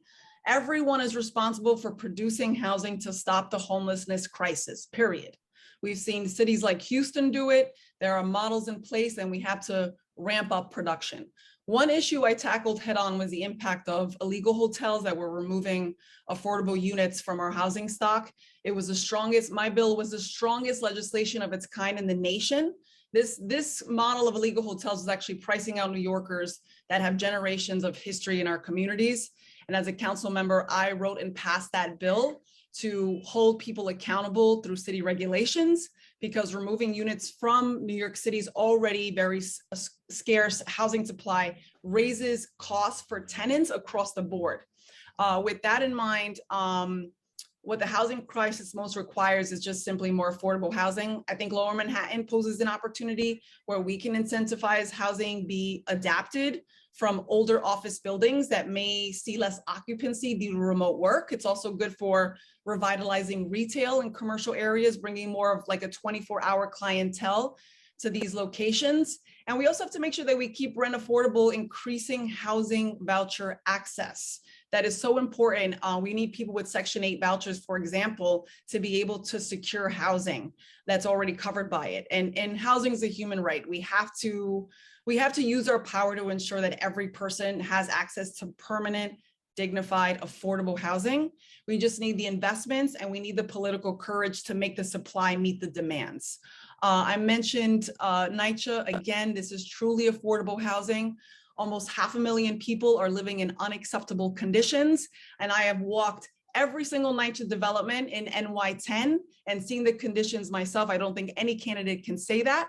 I support the Green New Deal for public housing and the Public Housing Emergency Response Act. I passed resolutions to call on Congress to pass those in the council. And just one final note on public housing, we have to start viewing it as general infrastructure. No different from transportation, the MTA, no different from our hospital systems. These are systems that allow a sense of hope to remain for the most vulnerable New Yorkers. And I know because they're the people that I grew up with. Thank you. Thank you. So moving to the environment, this is the 10th anniversary of Superstorm Sandy. Given the reality of climate change, the serious concerns about achieving climate goals, and what that means for districts so close to the coastline, what's your position on the Green New Deal, a broad one, And what specific policies do you support to protect our district from impending climate impacts? So we have been through a lot together as a city. We went through 9/11. We went through COVID. Hurricane Sandy was an absolute disaster that I know people are still recovering from, and it was very traumatic. Climate change is not an issue for tomorrow. It is here today. We can debate it, but there's no space for climate deniers, in my humble opinion, but it's bad. It's only getting worse. Our planet is warmer, and unfortunately, some things, the terrible things on the horizon, they're already here. They're baked into the cake. There are three ways to look at it: mitigation, adaptation, and reversal. So whether that's stopping our subways from flooding or creating resilient social infrastructure, this is our issue. If we do it smart, we can stop bad things from happening, and we can create really good jobs. So I think the Green New Deal is a good piece of legislation. I think there are many gaps in resiliency measure along many of our New York City's waterfronts, even on finance projects here in Lower Manhattan. Red Hook still has no plan to protect them from future storm surges. And so there are areas across the city that aren't yet close enough to getting the resiliency infrastructure that they need. And so the federal government, with dedicated and bold spending on resiliency infrastructure, can close the vulnerable gaps on our waterfronts. And listen, there's a reason why so many low-income communities are also referred to as frontline communities in the climate fight. Some of our poorest neighbors are located right on the coastline in physically vulnerable housing stock, and they saw that water come in after Sandy.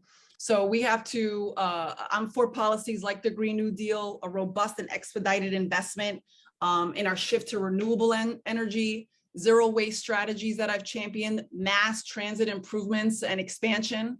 I've championed the Climate Mobilization Act here in New York, which is really strong on a national level. It was actually set precedent. Public divestment from fossil fuels, resiliency infrastructure, clearly where we need it urgently. And I'll continue to make this my priority in Washington. There is no question. Thank you. Let's move to the Supreme Court, which has recently issued what we see as radical rulings with Roe v. Wade and guns, and possibly soon the evisceration of the EPA. What legislation and policies would you support to address these specific issues and the Supreme Court itself? Well, we're seeing an attack on our basic rights. Yes, we must protect voting rights, the integrity of elections, because that is what ultimately will elect people that nominate good judges. However, we have to be aggressive about how to defend these rights. We have to pass legislation to codify gun rights, reproductive rights, and others that this right-wing court will be looking at. In order to do that, we need to end the filibuster. And yes, I think we are at the point where we need to add additional members to the court. We have people appointed to the court by presidents who did not win the popular vote. One of those seats was essentially stolen. I'll work hard to prevent Democratic losses in November. That's very important, but we have to do what we have to do what we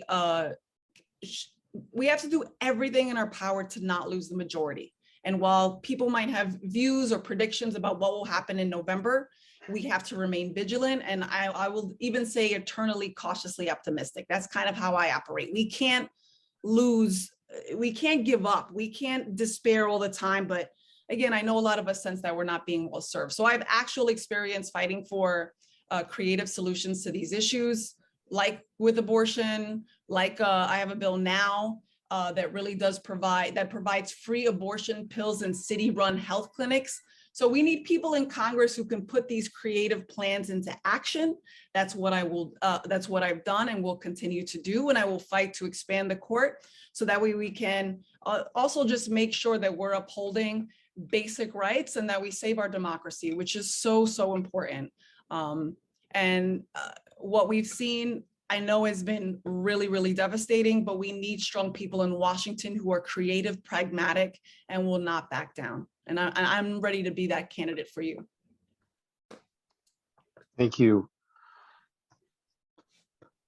So again, as you know, CD10 is a very diverse district where systemic racism and hate crime remain serious issues. What plans or policies do you have to address these deep-rooted social problems? Thank you for this question. Hate crimes targeting various communities have skyrocketed across the board.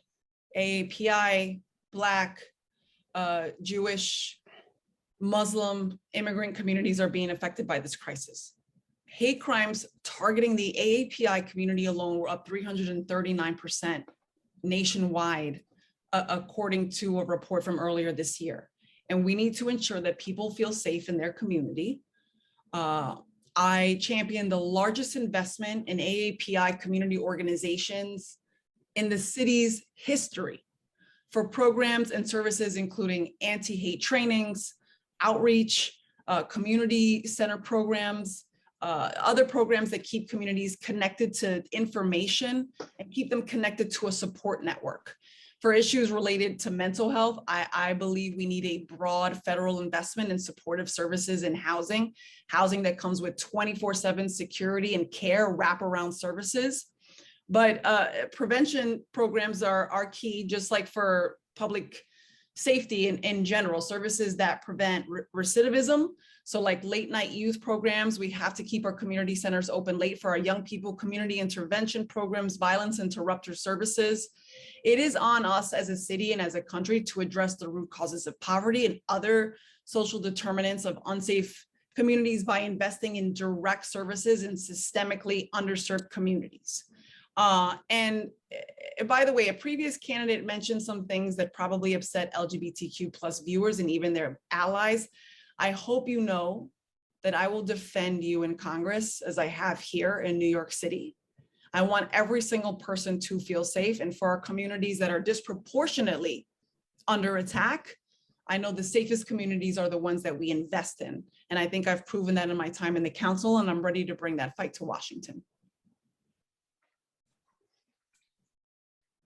So on crime, Ms. Rivera, our nation has 4.5% of the world's overall population and around 20% of the world's incarcerated population. And a vast majority of those are people of color. At the same time, we're now seeing crime rates rising across the city and in our district. What's your plan to address both of these issues? Incarceration. So I'm chair of the Criminal Justice Committee. Last term, I was chair of hospitals, but this term, I'm chair of the Criminal Justice Committee. I've been working tirelessly to bring transparency and oversight to the Department of Correction here in New York City. It's one of the largest in the country. It has a massive budget, but the jails in its purview are completely dysfunctional. 3 people have died in the last week at Rikers, making a total of 9 deaths so far this year.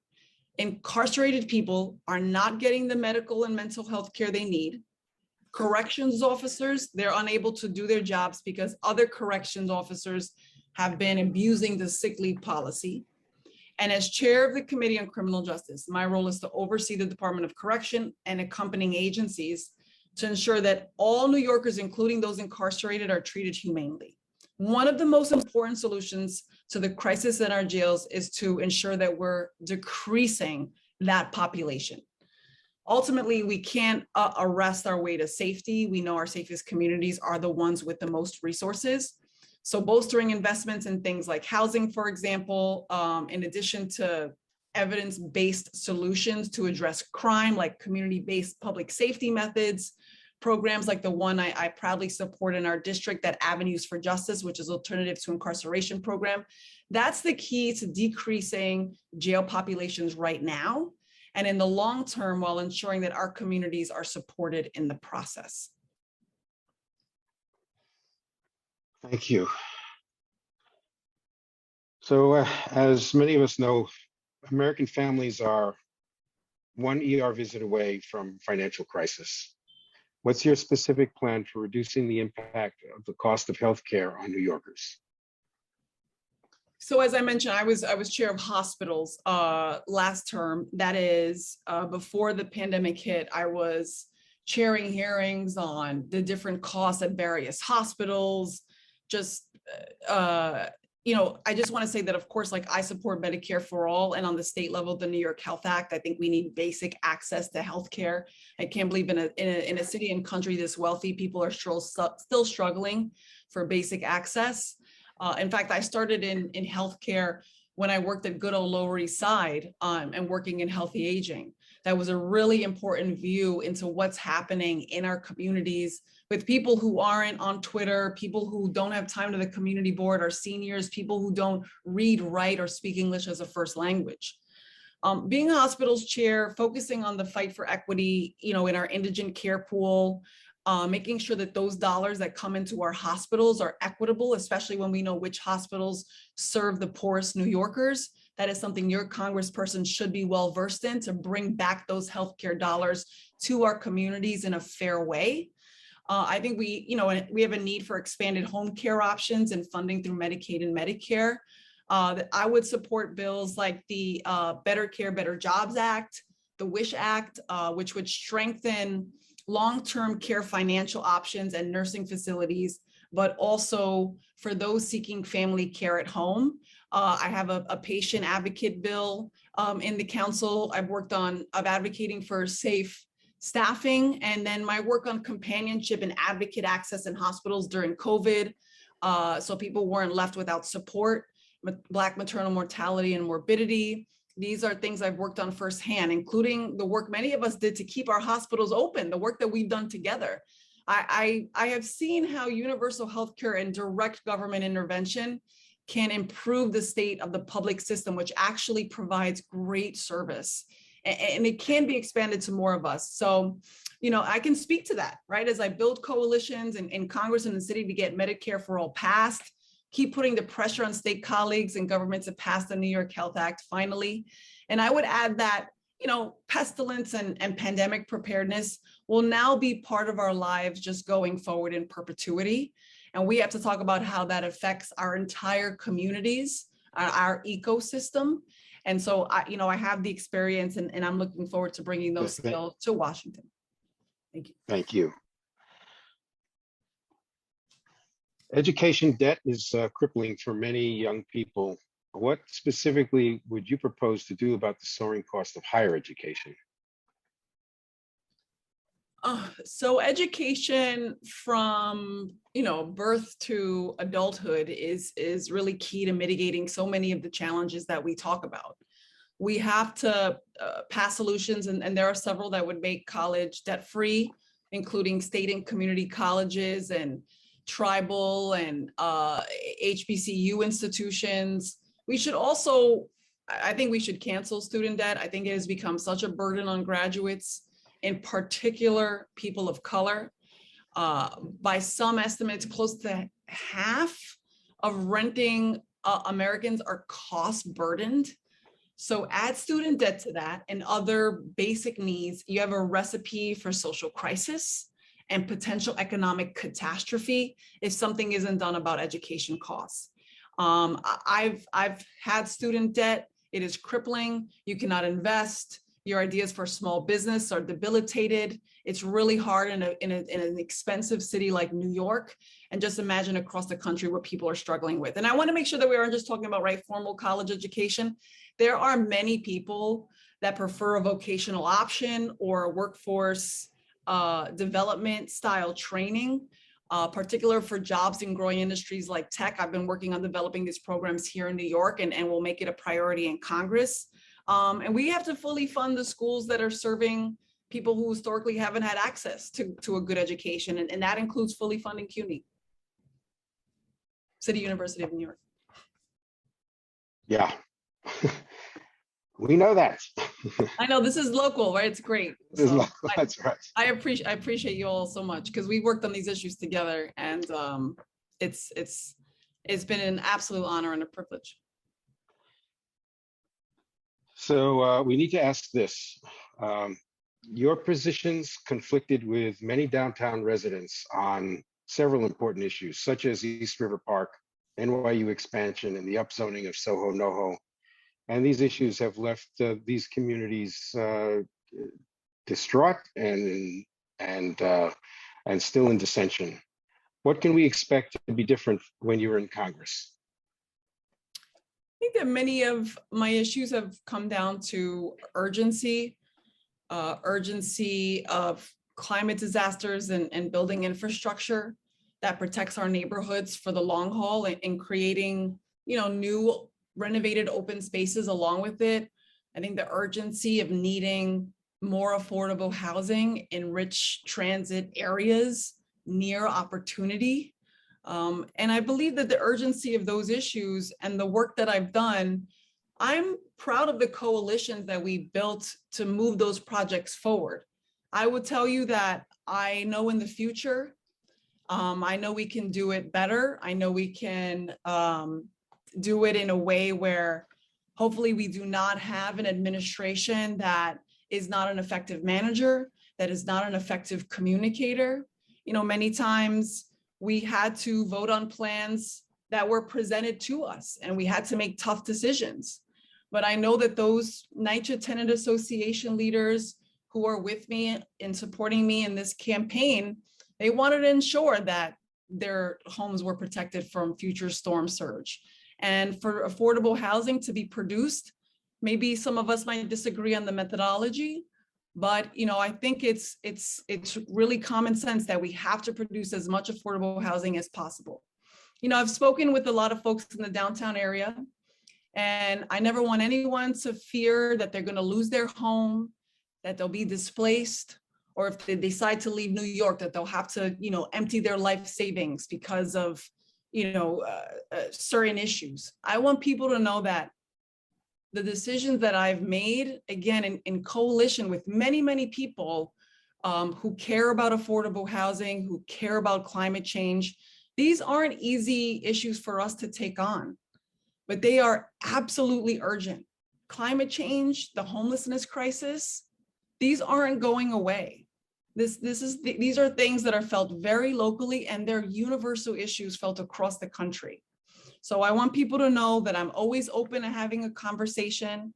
I'll be accessible. Again, I've talked to people on all sides of an issue, and I will tell you that I think that the support that I have locally really speaks to how I am on the ground, having these conversations, and always, always, always putting our communities and our city first. I think my love for this city is clear, and my effectiveness is apparent.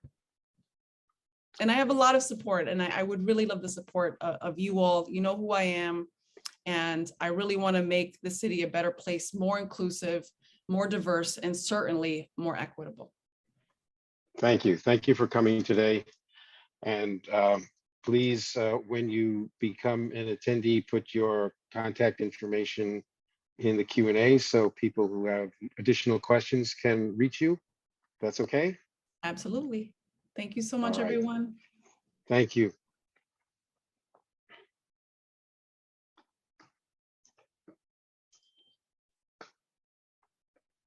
Well, everyone, you're hanging in there. We have one more candidate tonight, and but remember that we're going to do this again tomorrow with the rest of the slate of candidates that we have scheduled. So we have Joanne Simon, Assembly Member Joanne Simon, joining us now.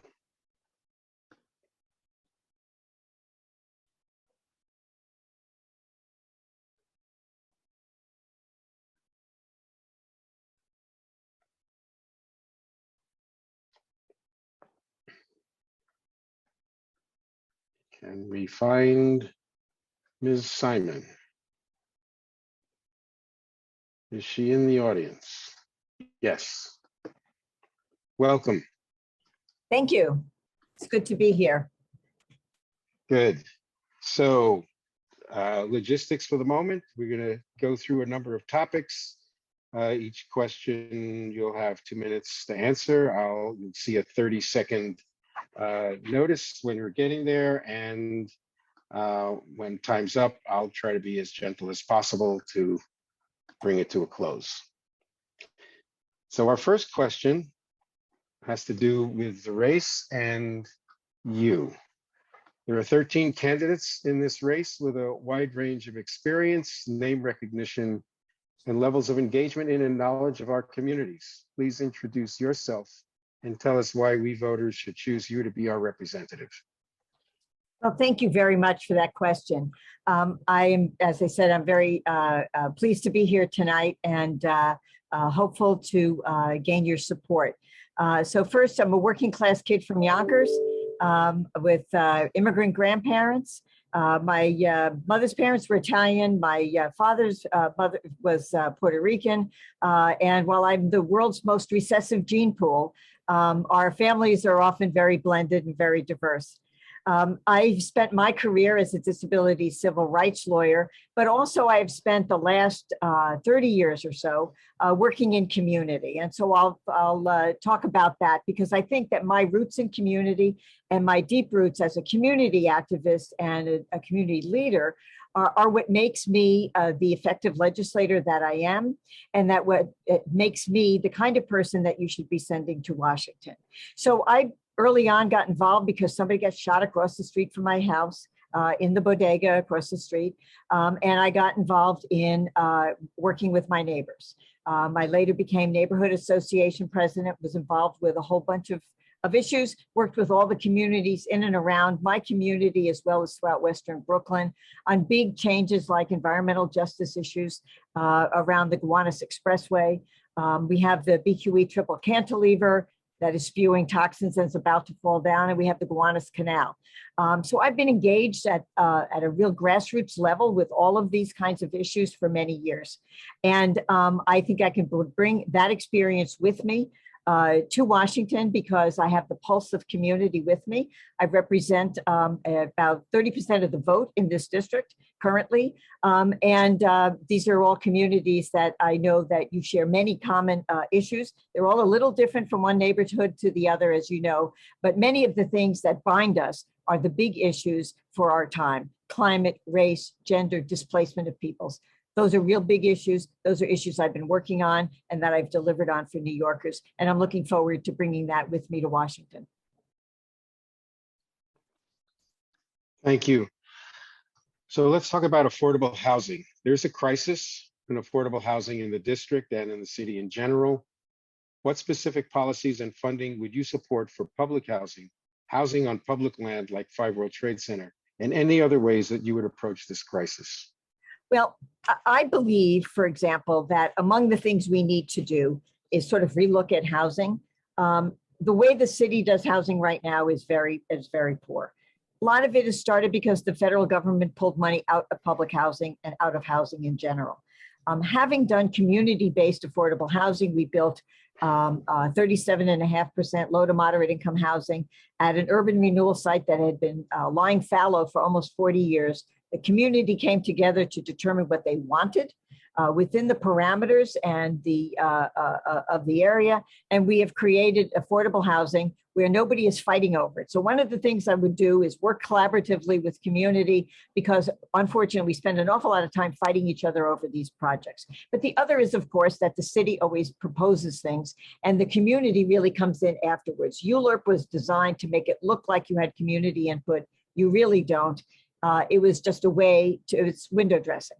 And so the only thing you can get out of ULURP is a couple of crumbs. We need to really fundamentally look at working with community and affordable housing on the ground up. And then the other thing that I think we need to do is build much more supported housing, make that much more accessible to people.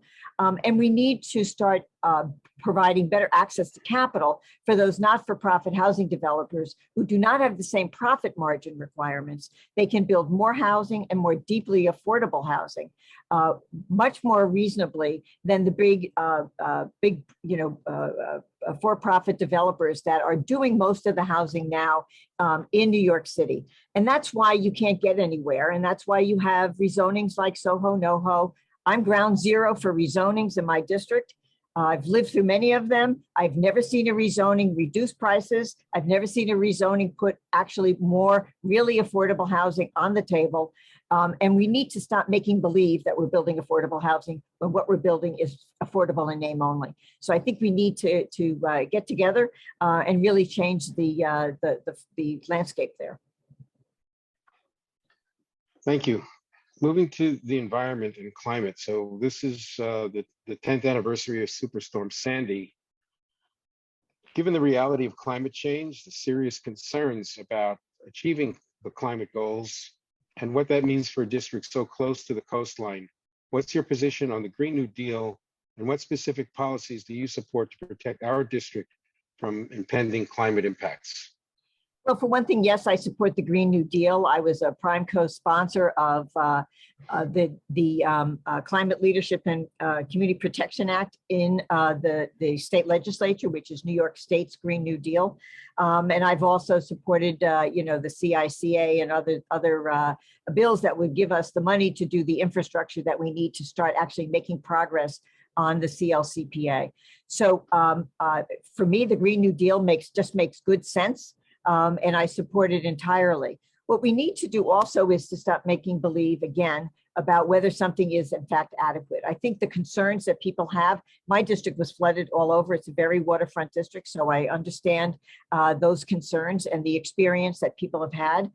My public housing residents were in buildings that were flooded and went without heat and hot water and electricity for weeks on end.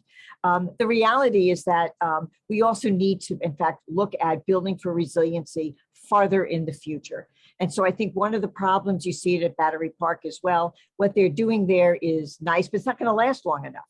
We know what's happening. So we need to build more resilient shorelines. And we need to ensure that when we do that, that we have adequate open space, that we don't then put more hard surfaces, more housing in places that in fact are more likely to be harmed. We had a project here in Brooklyn called the BQX, which would be light rail down the waterfront that had been flooded, and build more housing along that waterfront. The reality is that made no sense whatsoever. They couldn't actually connect the dots there, but how crazy is it to build light rail along the waterfront when that waterfront is already very, very vulnerable to storm surge? So we need to also look at how we do our building and our land use planning to actually deal with that. The other thing we need to do, this is a city issue, is change the zoning resolution to deal with greenhouse gases. Right now, it's just a hazmat. So we're not going to change climate in New York City until we have a zoning resolution that actually adequately deals with greenhouse gases. Thank you. Let's move to the Supreme Court. So the Supreme Court has recently issued what we see as radical rulings in Roe v. Wade and guns, and very soon possibly on the EPA. What legislation and policies would you support to address these specific issues and the Supreme Court itself? First of all, I think that, I do support expanding the court. I am not unaware that that could be problematic in the future. There is always the counterpoint that you have to worry about in the law of unintended consequences. But one thing that I think might in fact help limit that, should that occur, and that is term limits. Right now, and the whole point of lifetime for federal judges is that they would not be felt that they would be fettered by having to come before another body and sing for their supper again. And it was supposed to make them more independent. What we have seen is the complete and utter corruption of the Supreme Court. Lifetime tenure has in fact made them completely and utterly irresponsible, made them able to, support their wife, the insurrectionist, and do the bidding of right-wing unelected groups in changing the jurisprudence of our country. So they're not following stare decisis. They are absolutely looking at dismantling our democracy as we know it, and we are heading headlong into a fascist regime. So I think that we need to have term limits for Supreme Court justices because I don't think they can be trusted. Okay. So CD10 is a very diverse district where systemic racism and hate crime remain serious issues. Mhm. What plans or policies do you have to address these deep-rooted social issues? Well, I think that our social issues come from a number of places. Obviously, systemic racism is a big part of that, and that's throughout the city, right? I represent a district that is more diverse than I think people recognize. And I've been living here for 40 years when it was extremely diverse. And I have seen, for example, the efforts of those housing policies, which have displaced so many people of color. And that then forces them into situations where the antecedents of crime, occur. So we're not giving people a fair opportunity. We're not giving them the education they deserve. We're not giving them the health and the access to housing. Right now, NYCHA is just about killing people with the terrible conditions that are there. So we need to take a real hard look at that and address those issues. I have a hate crimes bill in the state assembly that would make it a rebuttable presumption. And that would really get at this real hard problem we have about prosecuting hate crimes, because if you don't actually say something that is vile, it's very hard to infer that that action was in fact based on bias. And so what I would do is make it a rebuttable presumption. You would presume from certain actions that it was based on bias, and then the defendant would be able to rebut that with evidence. That is one way that we can do that. The other way is we need to reduce our class sizes. We need to teach reading in our schools. That's a very big issue for me.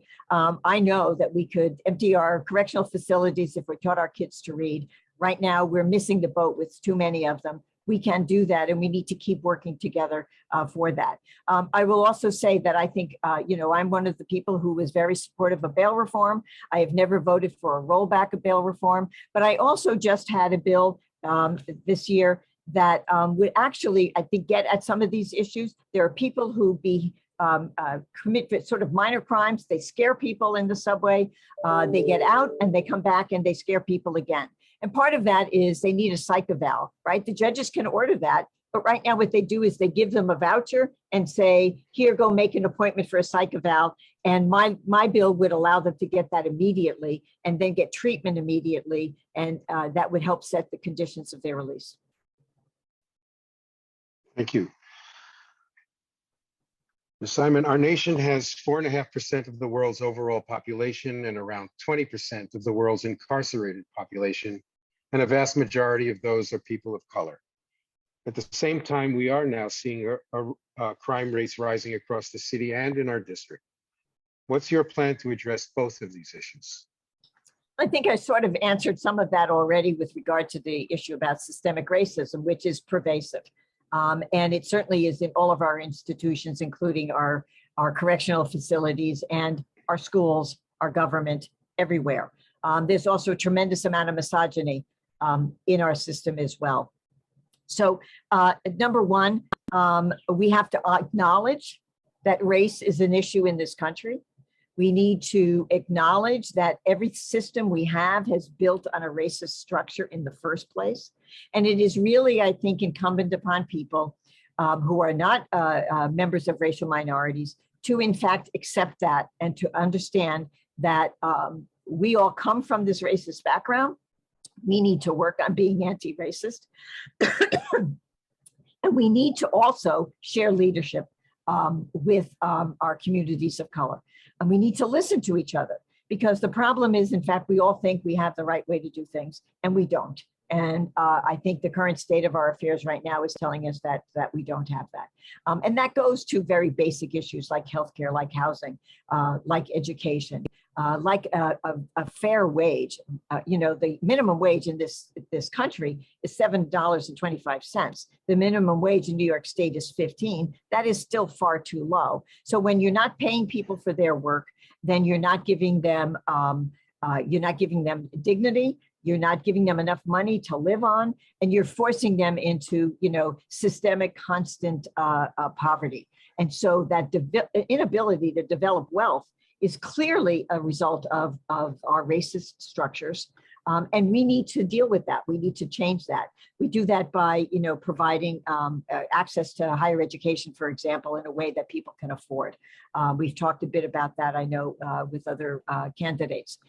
But there are a lot of ways that we can, because every system we have is based on racism. And I think we really need to take a hard look at that. We need to have some very serious conversations with people that are iterative conversations that go on, because we're not going to solve this overnight. We were also never going to solve it if we don't face it and actually address it.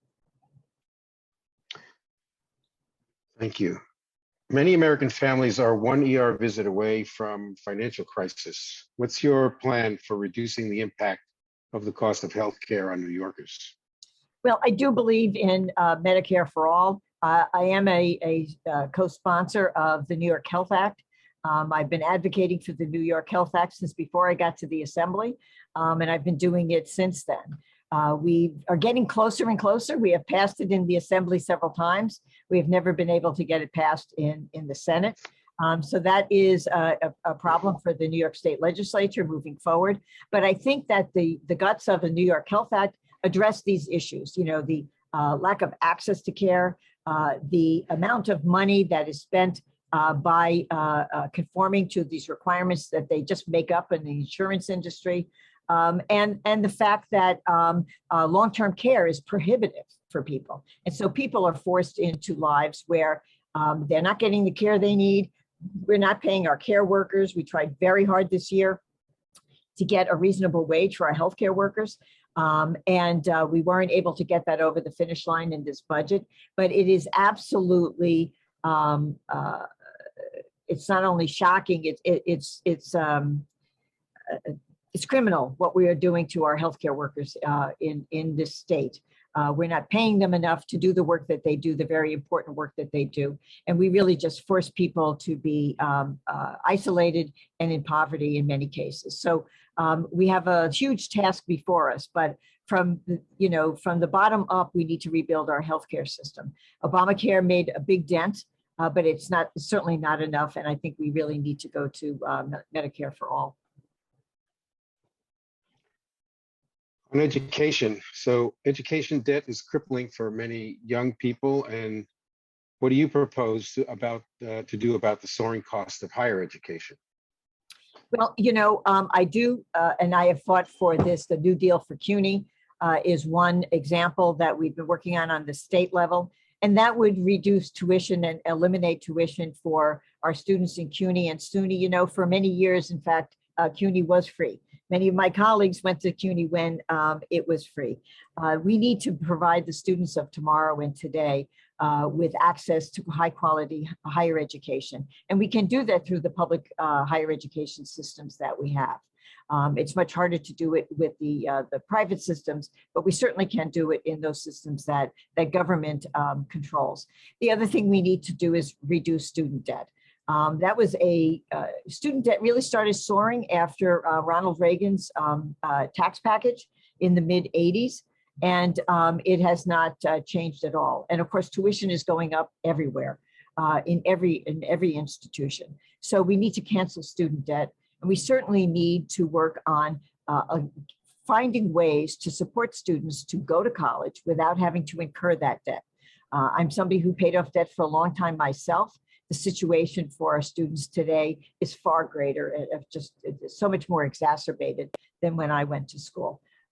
We need to really think seriously about our higher education structures and about the way that they actually keep people from attending colleges and universities and our community colleges, which is actually an access point for most of our students with disabilities. And people can get, really the excellent educations. I also think that early college, high school is a great program. Those early college high school programs like BARD, for example, you graduate from high school, you already have 2 years of college credits. That means it's 2 years less of college that you have to pay for. That's also something I think we need to work seriously on. Thank you. And Ms. Simon, as someone who has not lived in the Manhattan portion of the district, what specifically makes you the best choice for us voters here in Lower Manhattan? Well, I think my history of accomplishment and my history of deep activism with communities. I'm not a stranger to Lower Manhattan. I have friends that live in Lower Manhattan, and I have friends that are, political supporters in Lower Manhattan as well. The reality is, I think that people are people and their concerns are real. I will listen to people. I always have. I came up from being a community person who was just trying to find a better way for my community and others. And I did that by working with people, because if you're not listening to people, you're not understanding their problems. I think we have a lot more in common than we have that is different. But many of the communities in Lower Manhattan are in fact very similar to many of the communities that I represent already. And so I will be working with people closely, rolling up my sleeves and getting the job done and listening to the constituents, because I know that I can do that. I know that I can deliver, and I have a history of doing that. Well, thank you so much for joining us, Simon. Really appreciate this time. And we will look to see you on the campaign trail. Well, thank you. And if I could just add one thing, I did want to mention that I've passed bills that actually require community engagement in whenever an assisted living facility is slated to close, and also for hospital closures, to do that very differently, which is another part of our very problematic healthcare problem. So I just wanted to make sure I mentioned that. So I thank you for your attention. Thank you for the few extra seconds here. And I know you all want to get home and get off the Zoom. So I thank you for your attention tonight. Thanks. Thank you very much. And thank you everyone for joining us tonight. As you have seen, this is recorded, and so we will be posting this along with tomorrow's event as well. But please join us tomorrow. We have obviously additional candidates. There's a big field, as we all know, and this is I hope this has been a good chance for everyone to get a sense of the candidates that you may not already know well, and even get to know some that you do know well better. So thank you all for joining us, and I wish you all good night.